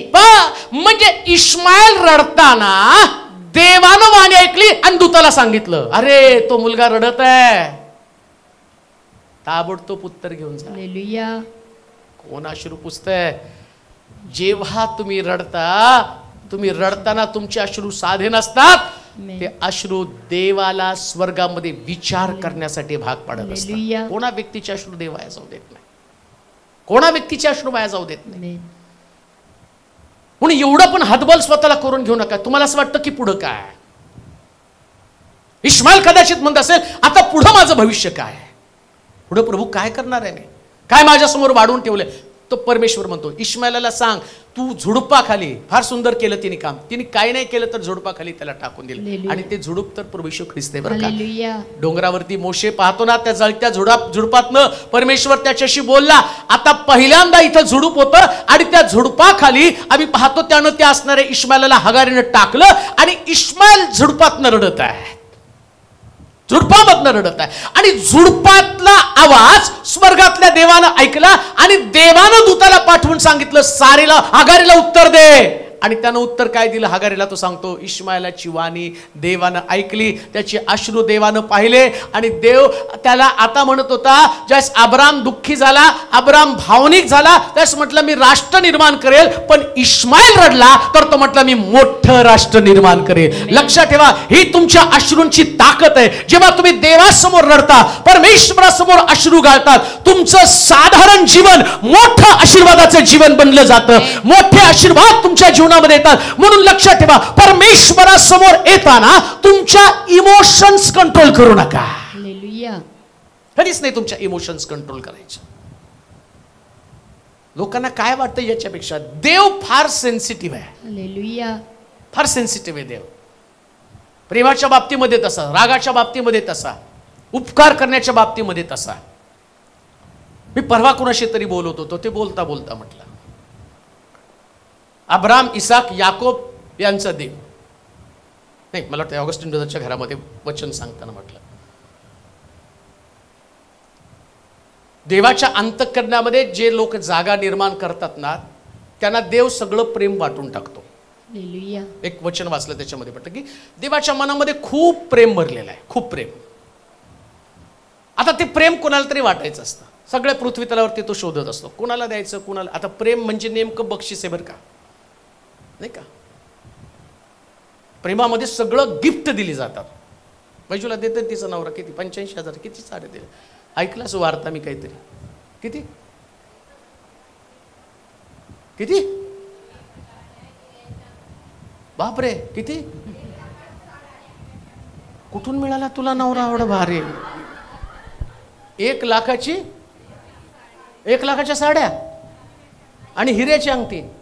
बापरे, काय प्रेम म्हणायचं हे. नाही, आम्हाला गुंजभर सोनं मिळतं आमच्या म्हणा. परवाच मी तुम्हाला सांगितलं, काय माकड गळ्यात बांधले, 2 मणी घालणं, नाही का. आणि तिला प्रेम मिळालं तिच्या नवऱ्याचं 1 लाखाच्या साड्या आणि 1. आता सगळ्यांचे कामिनी पूनम खरी जाऊन सोडू नका. हा, नाही मागता मिळालं ना, हा मग तर अजून छान. प्रेम वाटावं लागतं. देव वाटतो प्रेम. कुणाला वाटणार आहे? आता विचार करा, या वैजू सिस्टरच्या पतीच्या मनामध्ये होतं की नाही, मला एवढं इन्क्रीमेंट मिळतं, एवढा पैसा मिळतो, पण समजा तिचा नवरा घरी आल्यावर आणि त्याचं मूड तयारच होत नाही, म्हणजे ते आल्यानंतर त्याला जेवण विचारत नाही, ती पडली निवांत. या तुमचं तुम्ही शिजवा, तुमचं तुम्ही खा, खायचं तर खा, नाही तर झोपून जा. ते कसं प्रेम उत्पन्न होईल? पण ती आल्यावर तिचं सगळं असतं. तिचं त्यांचं जेवण बिवण बनवण्याची पद्धत जर तुम्ही बघितलं तर सगळं का कोशिंबीर, त्याच्यात पण व्हरायटीचं अमकत. आता तो आल्यावर त्याला असं वाटतं प्रेम व्यक्त करायचं, द्यायचं कोणाला. मग तो म्हणतो एवढं सगळं मिळालं कोण, चल तिला 1 लाखाच्या साड्या घेऊ, एक हिऱ्याची अंगठी घेऊ. तसं आता विचार करा, तिचा नवरा त्याचं उत्पन्न मर्यादित आहे, माझ्या देवाकडं अमर्यादित आशीर्वाद आहे. मग तो म्हणतो अब्राम, इसाक, याकोब यांचा देव. मग त्यानं पृथ्वी तलावर 3च लोक शोधले. आता ते गेले कबरेत. अब्राम पण गेला कबरेत, इसाक पण गेला कबरेत, याकोब पण गेला कबरेत. आशीर्वाद तर देवाचे संपले नाहीत, आशीर्वाद साठलेत. मग तो काय करतो? पृथ्वी तलावरती शोधतो, शोधून त्याला सापडतो मनोज तेलोरे.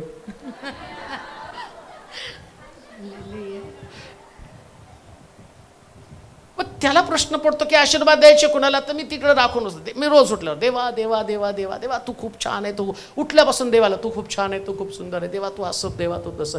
काय नाही, सकाळी उठल्यापासून देवाचं कौतुक करायचं. ऐकतोय ते पण तरी तुम्हाला सांगतो, नाही का, उठल्यापासून देवाचा धन्यवाद, देवाचा तू चांगला आहेस, तू चांगला आहेस. सकाळी उठल्यापासून देवाला म्हणायचं देवा तुझ्यासारखा कोणी नाही. काय खुश होत असेल, नाही का. काय देवाचं अंतःकरण. आणि त्या अंतःकरणात चांगलं बोलणाऱ्या लोकांना बघा, तुमचं कौतुक करा, चिटकूनच राहताल तुम्ही, नाही का. एक व्यक्तीनं तुम्हाला सकाळी तुम्हाला उठल्यापासून उदो तुमचा केला, तुम्ही खूप चांगले ब्रदर, तुमचं असं, सूरज ब्रदर खूप छान दिसतात, सूट पण खूप छान आहे, आतमध्ये ब्लॅक कलरचं टी शर्ट वरून रेड सूट, चलो हॉटेल में. मी काय करणार नाही, फक्त त्यांनाच बोलत बसणार. यांच्याविषयी मी सारखं चांगलं चांगलं बोलल्यावर ते मला रोज नवीन नवीन हॉटेलमध्ये नेणार आणि मला त्यांची आयडिया कळली. यांच्याविषयी चांगलं बोलल्यावर ते मला घेऊन जातात. मग मी काय सकाळी उठल्या कधी पण आज तुम्ही फार हँडसम दिसताय, तेव्हा तिला अहो का परवाचा ड्रेस आहे. पण मी तेच बोलतो ना. सांगण्याचं तात्पर्य जेव्हा देवाविषयी तुम्ही चांगलं बोलाल, तुमचा देव तर वाखाणण्याजोगा आहे, त्याच्यासारखा दुसरा कोणीच नाही. मग अब्राम, इसाक, याकोब याचा देव, त्याच्यानंतर तुमचं नाव लागतं आणि देव त्याचं चांगुल पण तुम्हाला देऊन टाकतो. त्याचं चांगुल पण तुमच्या घराला. मग कधी कधी प्रश्न पडतो, या घराला एवढे आशीर्वाद काय, एवढे आशीर्वाद या व्यक्तीला काय? अब्राम, इसाक, याकोब. आणि लक्षात ठेवा, देव जगात सगळे लोक शोधत बसत नाही. आता 800-900 कोटी लोक आहे, मग देव काय सगळे 800-900 कोटी लोक बघत बसतो का? नाही. तो म्हणतो सिलेक्टेड. अख्ख्या चर्च मध्ये तो बघणार, नजर लावून ठेवणार, दुर्बीन लावून, कोण आहे ती व्यक्ती जिला मला आशीर्वाद द्यायचा आहे. एवढं सगळं साठवलेलं आहे. आणि ते साठवल्यावरती तिकडं तुमचं रडणं पण देवाभोवतीच आहे. इश्माईल देवासमोर रडतो आणि देवाला तो आई समोर नाही रडत. इश्माईलचं सेंटर त्याची आई नाही, की आई तुम्हाला जन्माला का घेतला हा प्रश्न त्याच्याकडे नाहीये. त्याचं अश्रू फक्त देवासमोर त्यानं गाळलेले. देवा माझा दोष काय? आईला नाही दोष दिला त्यानं.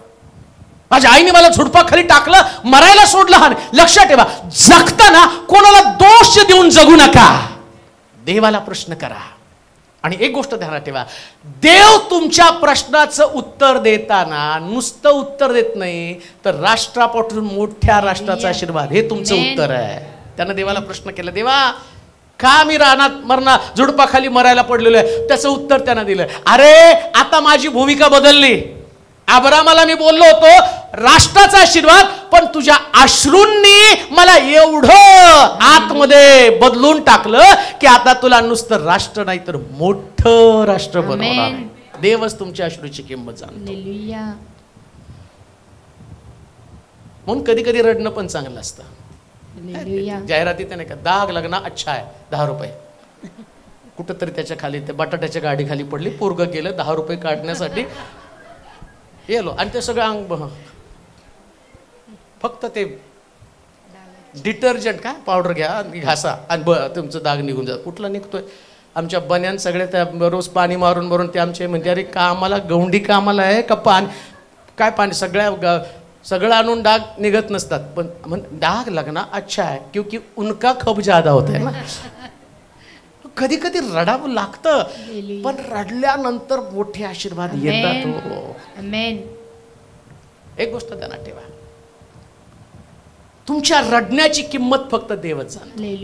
अजून एक वचन वाचा बरं, 2 राजे 20 अध्याय 1-6 वचन. त्या समयी हिजकिया आजारी पडून मरावयास टेकला. तेव्हा आमोजाचा पुत्र यशाया संदेष्टा त्याचकडे येऊन त्याला म्हणाला, परमेश्वर म्हणतो आपल्या घराची निर्वानिराव कर, कारण आता तू मरणार जगणार नाहीस. तेव्हा त्यानं आपले तोंड भिंतीकडे फिरवून परमेश्वराची प्रार्थना केली. तो म्हणाला, हे परमेश्वरा मी तुझ्या समोर सत्यतेने व सात्विक मनाने वागलो आहे आणि तुझ्या दृष्टीने जे योग्य तेच मी करीत आलो आहे, याचे स्मरण कर अशी तुला मी विनंती करीतो. असे म्हणून हिजकिया मनस्वी रडला. तेव्हा नगराच्या मधल्या चौकात यशाया जाऊन पोहोचतो. तो त्याला परमेश्वराचा संदेश आला. तो हा परत जाऊन माझ्या लोकांचा नायक हिजकिया यास सांग तुझा पूर्वज दावीद याचा देव परमेश्वर म्हणतो, मी तुझी प्रार्थना ऐकली आहे, तुझे अश्रू पाहिले आहेत, मी तुला बरे करतो. तू आजपासून तिसऱ्या दिवशी परमेश्वराच्या मंदिरी मंदिरी जाशील, परमेश्वराच्या मंदिरी जाशील, मी तुझे आयुष्य, मी तुझे आयुष्य 15 वर्षांनी काय वाढवितो. सुंदर. तो हिचकिया ख्याली खुशाली मध्ये होता, एकदम मस्त एन्जॉय करत होता बरं का. मी राजा आहे, मी राजा आहे, मी राजा आहे, मी राजा आहे. लोक येत होते, महाराजांचा जय जयकार असो, महाराजांचा जय जयकार असो. दासी येत होती, महाराज आज खायला काय बनवू. ते सैनिक येत होते, महाराज आज कुठं लढायला जाऊ. सगळं चाललंय ख्याली खुशालीचं जीवन. हिचक्याला ना देव माहितीये, हिचक्याला ना देवाचं मंदिर माहितीये. हिचक्या एकदम एन्जॉय करत लाईफ आहे. आणि तेवढ्यामध्ये देवाच्या डोक्यात कल्पना घुसली, इसको हिलाने का है. हालेलुया. क्या करने का है. हिलाने. तुम हिलो नाही तो वो हिलाएंगा. तुम्ही जर हल्ला नाही तो हलवतो. आणि त्याचं हलवणं कसं माहिती का, सगळं रुटीन लाईफ चाललं होतं आणि तेवढ्यात घरी पाळक साहेब प्रार्थनेला आले, संदेष्टा आला. या पाळक साहेब बसा. बायबल उघडलं आणि त्याला सांगितलं, देवाने मला सांगितले आज तू मरणार आहे. कसला राग आला असेल त्याला, असला पळकून घरात यावं नाही का, तुम्ही मरणार आहात. आणि त्याने सांगितलं तू मरणार आहेस. इतका शॉक झाला, त्याला काही सुचायला तयार नाही.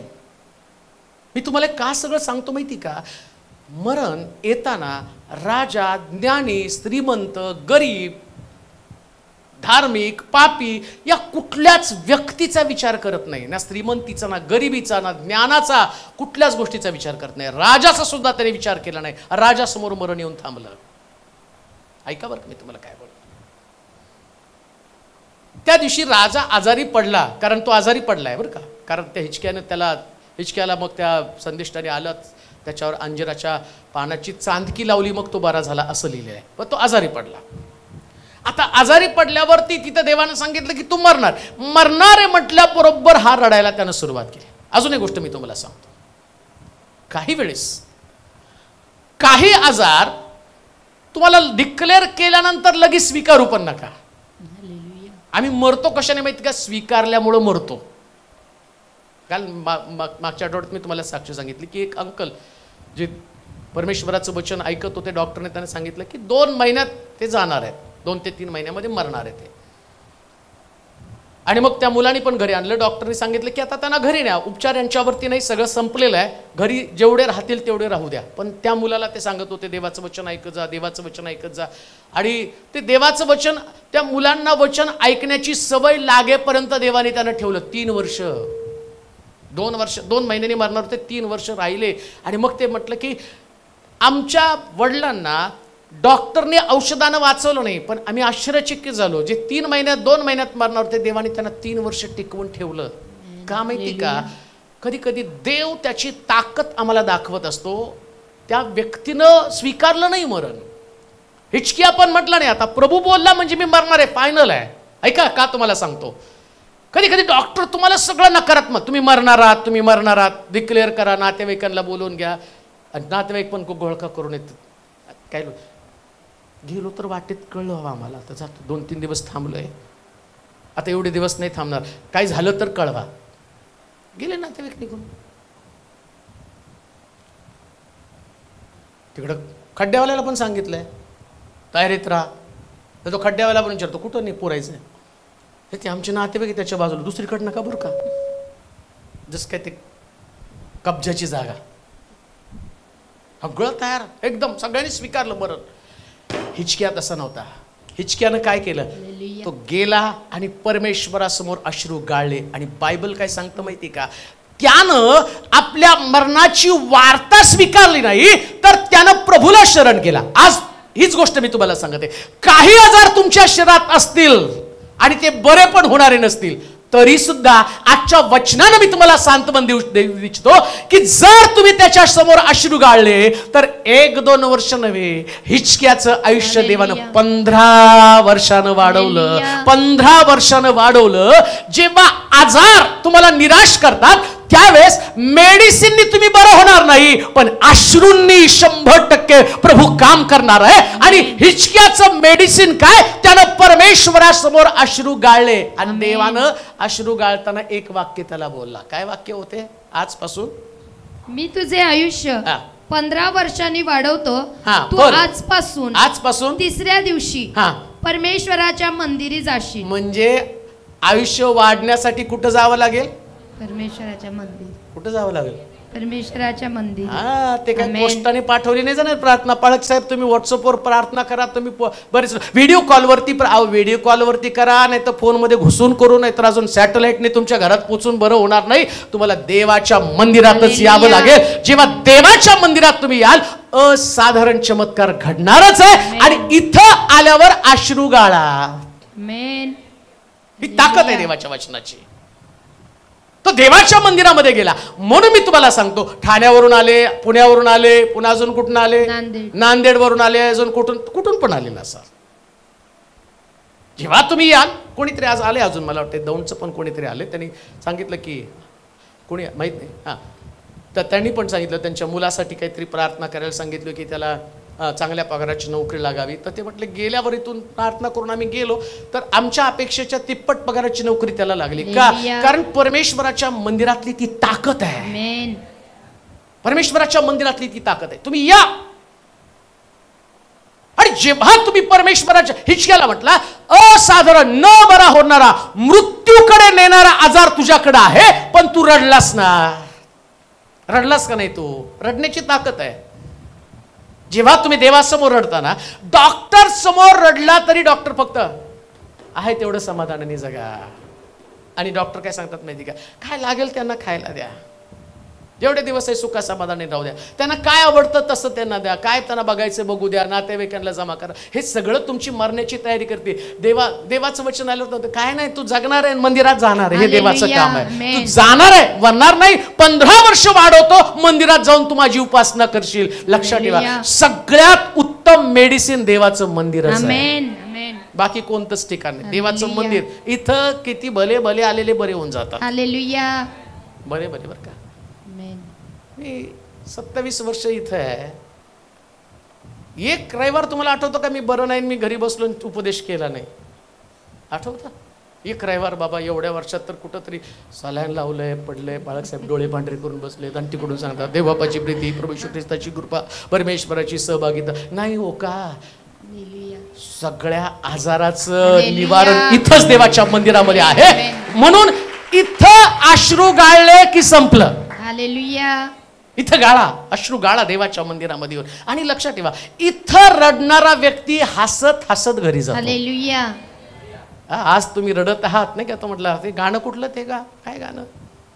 अगर रात को तुम रोते हो सुबह मगर हसोगे. आज रडत आहे, पण एक दिवस येईल जे तुमच्याकडे नाही ते तुमच्याकडे असणार आहे. जे तुमच्याकडे नाही. हगार रडत होती, इस्माईलच्या मृत्यूची वाट पाहत होती. हन्ना परमेश्वराच्या मंदिरामध्ये रडत होती, वांझपणा घेऊन येत होती, पण एक दिवशी येताना ती सगळ्या लोकांना दाखवत होती, मी वांझ होते पण आज माझ्याकडे शमूएल आहे. हे मंदिरातले आशीर्वाद आहे. लक्षात घ्या, ते आशीर्वाद तुम्हाला अनुभवण्यासाठी तुम्ही देवाच्या मंदिरात रडत रडत आला तरी चालेल का?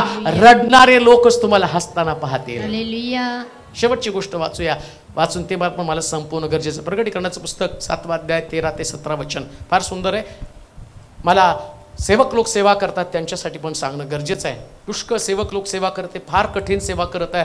प्रकटीकरणाचं पुस्तक 7वा अध्याय 13 ते 17 वचन. तेव्हा वडील मंडळापैकी एकाने मला म्हटले, शुभ्र जगे परिधान केलेले हे कोण आहेत? हे कोण आहेत व कोठून आले? कोठून आले? मी त्याला म्हटलं, प्रभो हे तुला ठाऊक आहे? हे तुला ठाऊक आहे. तो मला म्हणाला, मोठ्या संकटातून येतात ते हे आहेत. यांनी आपले झगे कोकऱ्याच्या रक्तामध्ये धुवून शुभ्र केले आहेत. यामुळे ते देवाच्या राजासनासमोर आहेत. ते अहोरात्र त्याच्या मंदिरात त्याची सेवा करीतात. आणि राजासनावर बसलेला त्यांच्यावर आपला मंडप विस्तृत करील.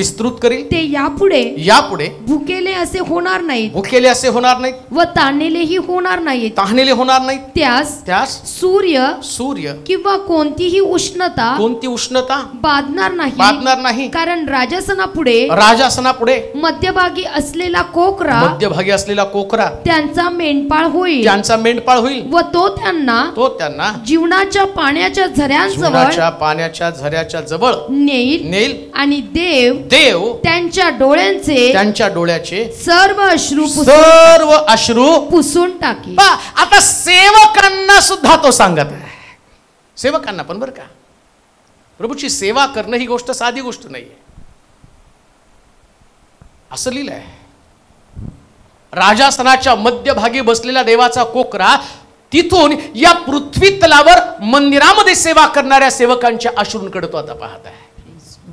मला माहिती सेवक सेवा करताना फार कठीण प्रकारची सेवा त्याला करावी लागते, फार कठीण. असं म्हटलं तिथं काय काय म्हटलं, भूक नाही काय ते यापुढे भुकेले असे होणार नाही. कधी कधी सेवकांना उपाशी राहून सेवा करावी लागते. रडतात काही परिवार जर तुम्ही बघितले, तुम्हाला माहित नाही, एक सेवकाला सेवा करताना आपल्या परिवाराचं तोंड पहिले मारावं लागतं, उपास तापास त्याला करावा लागतो. कोणता सेवक असा तयार होत नाही, कोणता सेवक तयार होत नाही असा. ज्या सेवकाला सेवा करावी लागते ना, त्यास परिवारातल्या लोकांना उपाशी ठेवावं लागतं. तसं नाही घडत ते. असं सेवक उभा राहत नाही, फार कष्टातनं त्रासातनं. अहो तुम्हाला बाकीच्या ठिकाणामध्ये तुम्ही काम करताना त्या कामाच्या ठिकाणामध्ये जाऊन त्या मालकासमोर उभं राहून त्याला म्हणू शकता की आमचा पगार आम्हाला द्या. सेवकाला तसं म्हणता पण येत नाही. त्याला उपाशी तापाशी परिवाराकडं भूक तहान विसरून सेवा करावी लागती. तो कुणासमोर मागू शकत नाही आणि तो रडत असतो. पण बायबल काय सांगतो, कोण सेवक अशा पद्धतीची सेवा करत असेल, हतबल हो नको, निराश हो नकोस, देव तुझे अश्रू पुसणार आहे, 100% पुसणार आहे. मला माहिती आहे आज कित्येक सेवक त्या पद्धतीची सेवा करत आहे. एका रात्रीमध्ये सेवक तयार होत नाही.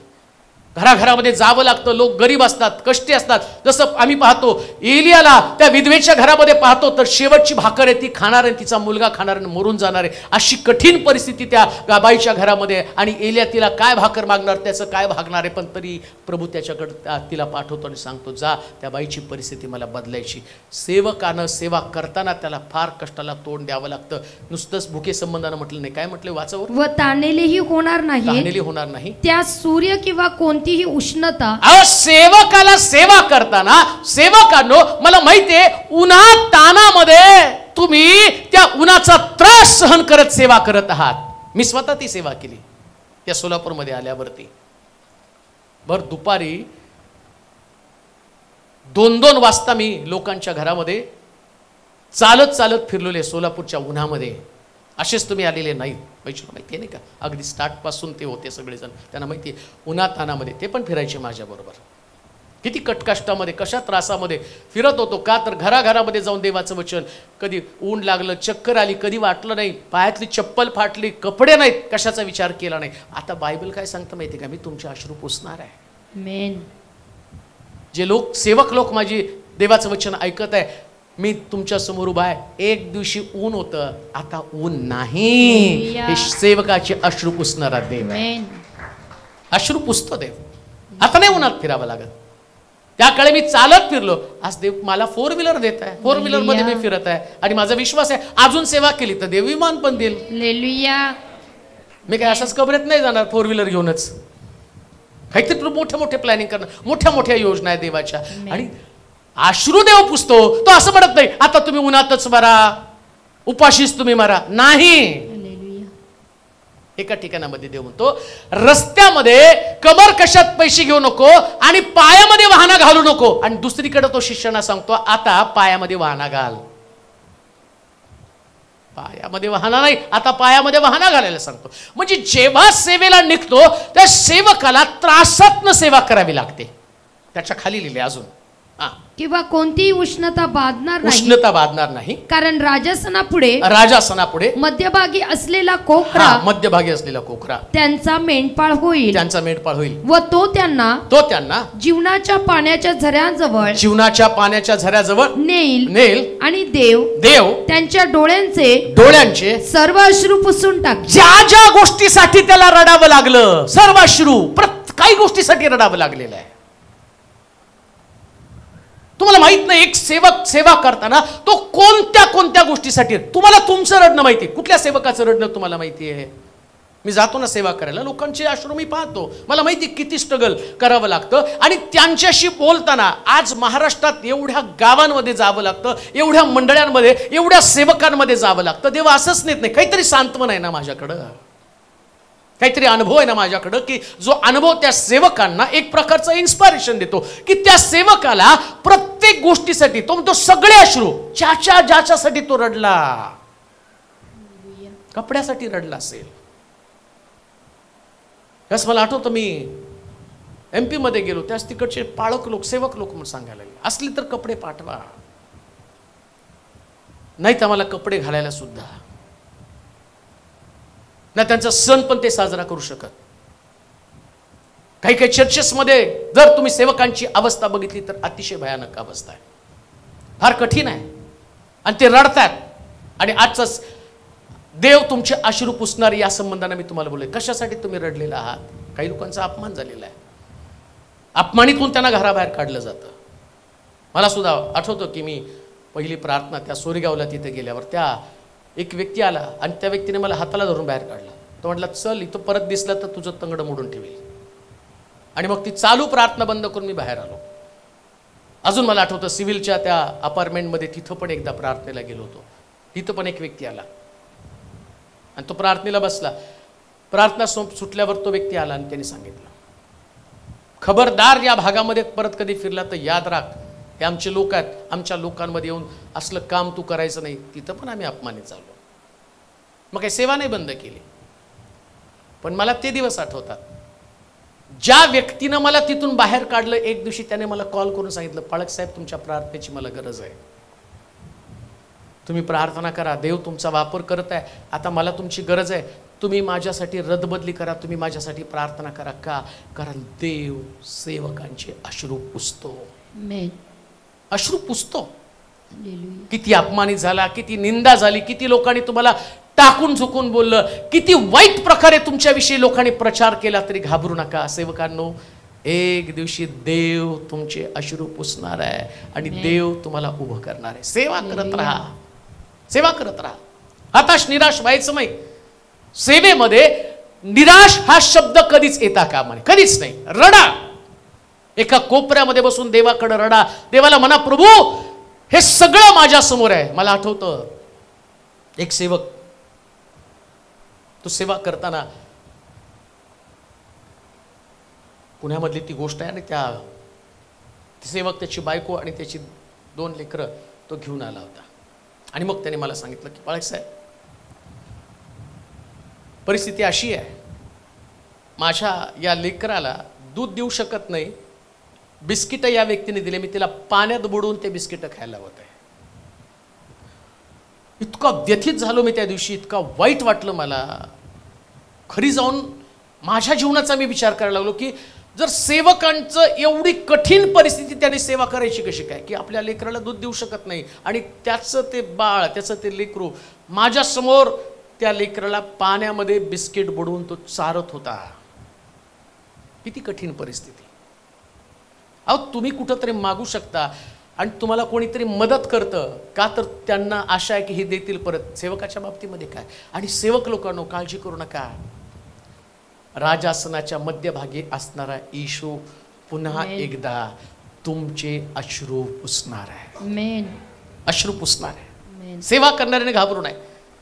अपमान होऊ द्या, निंदा होऊ द्या, लोकांनी तुमच्याविषयी वाईट बोलू द्या, कसल्याही परिस्थितीमध्ये तुम्हाला सेवा करणं हे तुमचं मिशन आहे. बस, कोणत्याही परिस्थितीमध्ये मिशन, उद्देश फक्त एकच आहे, हताश नाही व्हायचं. माझ्याविषयी असं बोललं, माझ्याविषयी तसं बोललं, माझ्याविषयी लोक असे विचार करतात. लोक त्यांना विचार करायचा करू द्या ते, आणि तुम्ही उपाशी आहात, काही हरकत नाही. कोणा व्यक्तीकडे हात पण पसरू नका. व्यक्तीच्या हातापेक्षा देवाच्या हाताची ताकद जाणून घ्या. देवाच्या हातामध्ये अमर्याद प्रकारचा पुरवठा आहे, अमर्याद. म्हणून देवाचं वचन सांगतं, देव सेवकाचे सुद्धा अश्रू पाहतो. सेवकाचे पण अश्रू पाहतो. किती आनंद आहे ना. मी सगळं वाचताना ते सगळ्यात शेवटी मला इतकं सांत्वन वाटलं, अरे बापरे, आता मला तर काही अश्रू नाही येत म्हणा, कारण आता मी एवढे वर्ष सेवा करतोय तर मला माहिती आहे रडण्यात काही मजा नाही. देवानं सगळं दिलेलं आहे. आता माझ्याकडे आनंद अश्रू आहेत. हालेलुया. का तर प्रभूनं सगळं दिलेलं आहे. एकच म्हणू शकतो, माझा देव विश्वासू देव आहे, हालेलुया. माझा देव विश्वासू आहे. आणि म्हणून तुमचे अश्रू देव वाया जाऊ देणार नाही. आमेन. आता लक्षात ठेवा, जाताना आठवलेल्या ज्या ज्या गोष्टीसाठी तुम्ही रडला ते सगळं आठवा. का? कारण एक महान राष्ट्र, मोठं राष्ट्र देव तुमच्यापासून निर्माण करणारे मोठे आशीर्वाद तुम्ही घेऊन बाहेर जाणार आहात. का? तर देवानं तुम्हाला अभिवचन दिलेलं आहे. आणि म्हणून अभिवचनाचा देव म्हणतो, देव तुमचे अश्रू पुसणार आहे. आमेन. चला आपले डोळे बंद करू, आपल्या जागेवरती उभं राहूया, नेत्र बंद करू, नतमस्तक होऊया, प्रभूच्या सानिध्यामध्ये स्वतःला रिक्त करूया. आज तुम्ही रडत आहात, पण ते दिवस लांब नाही की तुम्ही हसणार आहात. आज ज्या गोष्टीसाठी तुम्ही आक्रोश करत आहात, एक दिवशी तीच गोष्ट तुमच्या आनंदाचं कारण बनणार आहे. जास्त काळ देव तुम्हाला त्या स्थितीमध्ये नाही ठेवणार. झुडपाखाली टाहो फोडला इश्माईलनी. आज आम्ही देखील हंबरडा फोडूया आणि प्रभूला म्हणू, प्रभू माझं जीवन पुढं काय आहे. त्यास तो सांगेल, अरे तू मरणार नाही, तुझ्यापासून राष्ट्र निर्माण करणार आहे. जसा इश्माईल रडला, इश्माईल रडल्यावर देव म्हटला, नुसतं राष्ट्र नाही रे, माझं मन आता मोठं करून मी तुला मोठ्या राष्ट्राचा आशीर्वाद देत आहे. हे गौरवशाली देवा, आम्ही नम्रतेने तुझ्या समोर येत आहोत. आम्ही तुझं हृदय कधी समजू शकलो नाही. इश्माईल जात नाही तोपर्यंत तो मोठा होऊ शकत नाही. किती सुंदर रहस्य तुझ्या वचनामध्ये देवा. त्याग केल्याशिवाय इश्माईल महान राष्ट्र पण बनू शकणार नाही, मोठं राष्ट्र बनू शकत नाही. आज आमच्यामधला इश्माईल जाऊ दे. तुला न आवडणाऱ्या काही गोष्टी आमच्यामध्ये आहेत, घर करून बसलेल्या आहेत. न आवडणारे स्वभाव आमच्यामध्ये आहेत, घर करून बसलेले आहेत. त्याने आमचे आशीर्वाद अडलेले आहेत. राष्ट्र अडलेलं आहे. इश्माईल जसा अब्रामाच्या घरात राहिला असता तर शेवटपर्यंत दासी पुत्र राहिला असता.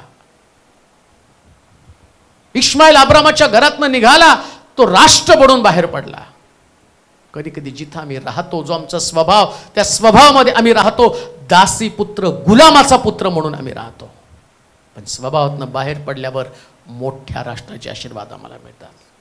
आणि म्हणून प्रभूजी आज तुझ्या लोकांना तुझ्या स्वाधीन करत आहे. दुरून लोक तुझ्याकडे आलेले आहेत, तुझ्या घराकडे त्यांनी पाऊल टाकलेलं आहे. त्यांच्या अंतःकरणामध्ये प्रार्थना आहे, डोळ्यामध्ये अश्रू आहेत. आणि ती कोणा व्यक्तीसमोर नाही, राष्ट्राचा निर्माण करता देव याच्या समोर ते रडत आहेत. आणि या अश्रूची किंमत तू चुकती करणार आहे. आज मी त्या सेवकांसाठी प्रार्थना करत आहे, कठीण सेवा करत आहे. उपाशी तापाशी राहून अन्न पाणी या वाचून ते सेवा करत आहे. कदाचित आपल्या परिवारासाठी रडत असतील. देवा माझी प्रार्थना असेल, त्यांची अश्रू पुसून टाक. इथून पुढे ऊन नाही, उन्हाचा ताप नाही. किती त्रासात ते सेवा करत आहे, परंतु हतबल होणाऱ्या त्या सेवकांसाठी मी रदबदली करतो प्रभूची. आजचा संदेश त्यांच्यामध्ये आशा निर्माण करणारा असावा. सेवेमध्ये जोर येऊ दे त्यांना. कोणी पाहत नाही, कोणी आमची काळजी घेत नाही असं वाटून काही सेवकाने सेवा सोडण्याचा सुद्धा विचार केलेला आहे. पण आज ज्यावेळेस तुझं वचन ऐकतील ना, त्यावेळेस त्यांना सेवेमध्ये एक उभार येऊ दे. कोणी पाहत नाही, पण देव पाहतो. देव पाहतो. अपमानित झाले असतील, लोकांकडनं दुखावले गेलेले असतील, त्याच्यामुळं पण त्यांनी सेवा सोडण्याचा विचार केलेला असेल. मी प्रार्थना करतो प्रभूची, आपल्या मनाचं सांत्वन करून सर्व समर्थ देवासमोर आम्ही एक दिवशी जाणार आहोत, त्याचं प्रतिफळ आम्हाला मिळणार आहे याची जाणीव त्यांना होऊ दे. तुझ्या कळपाला तुझ्या स्वाधीन करतो प्रभूची. आज पुन्हा एकदा त्यांचा ताबा घे. इथून बाहेर पडताना आशेनं हर्षित होऊन त्यांनी बाहेर पडा बसवू दे. जे लोक लांबून या ठिकाणात आलेत त्यांच्या समस्या तू सोडव.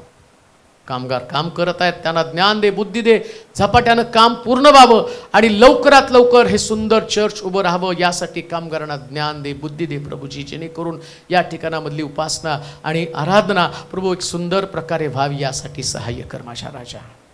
पुन्हा एकदा आम्ही सर्वजण तुझ्या हातामध्ये पडत तुला गौरव देत येशूच्या नावात ही प्रार्थना विनवणी केली म्हणून तो ऐक.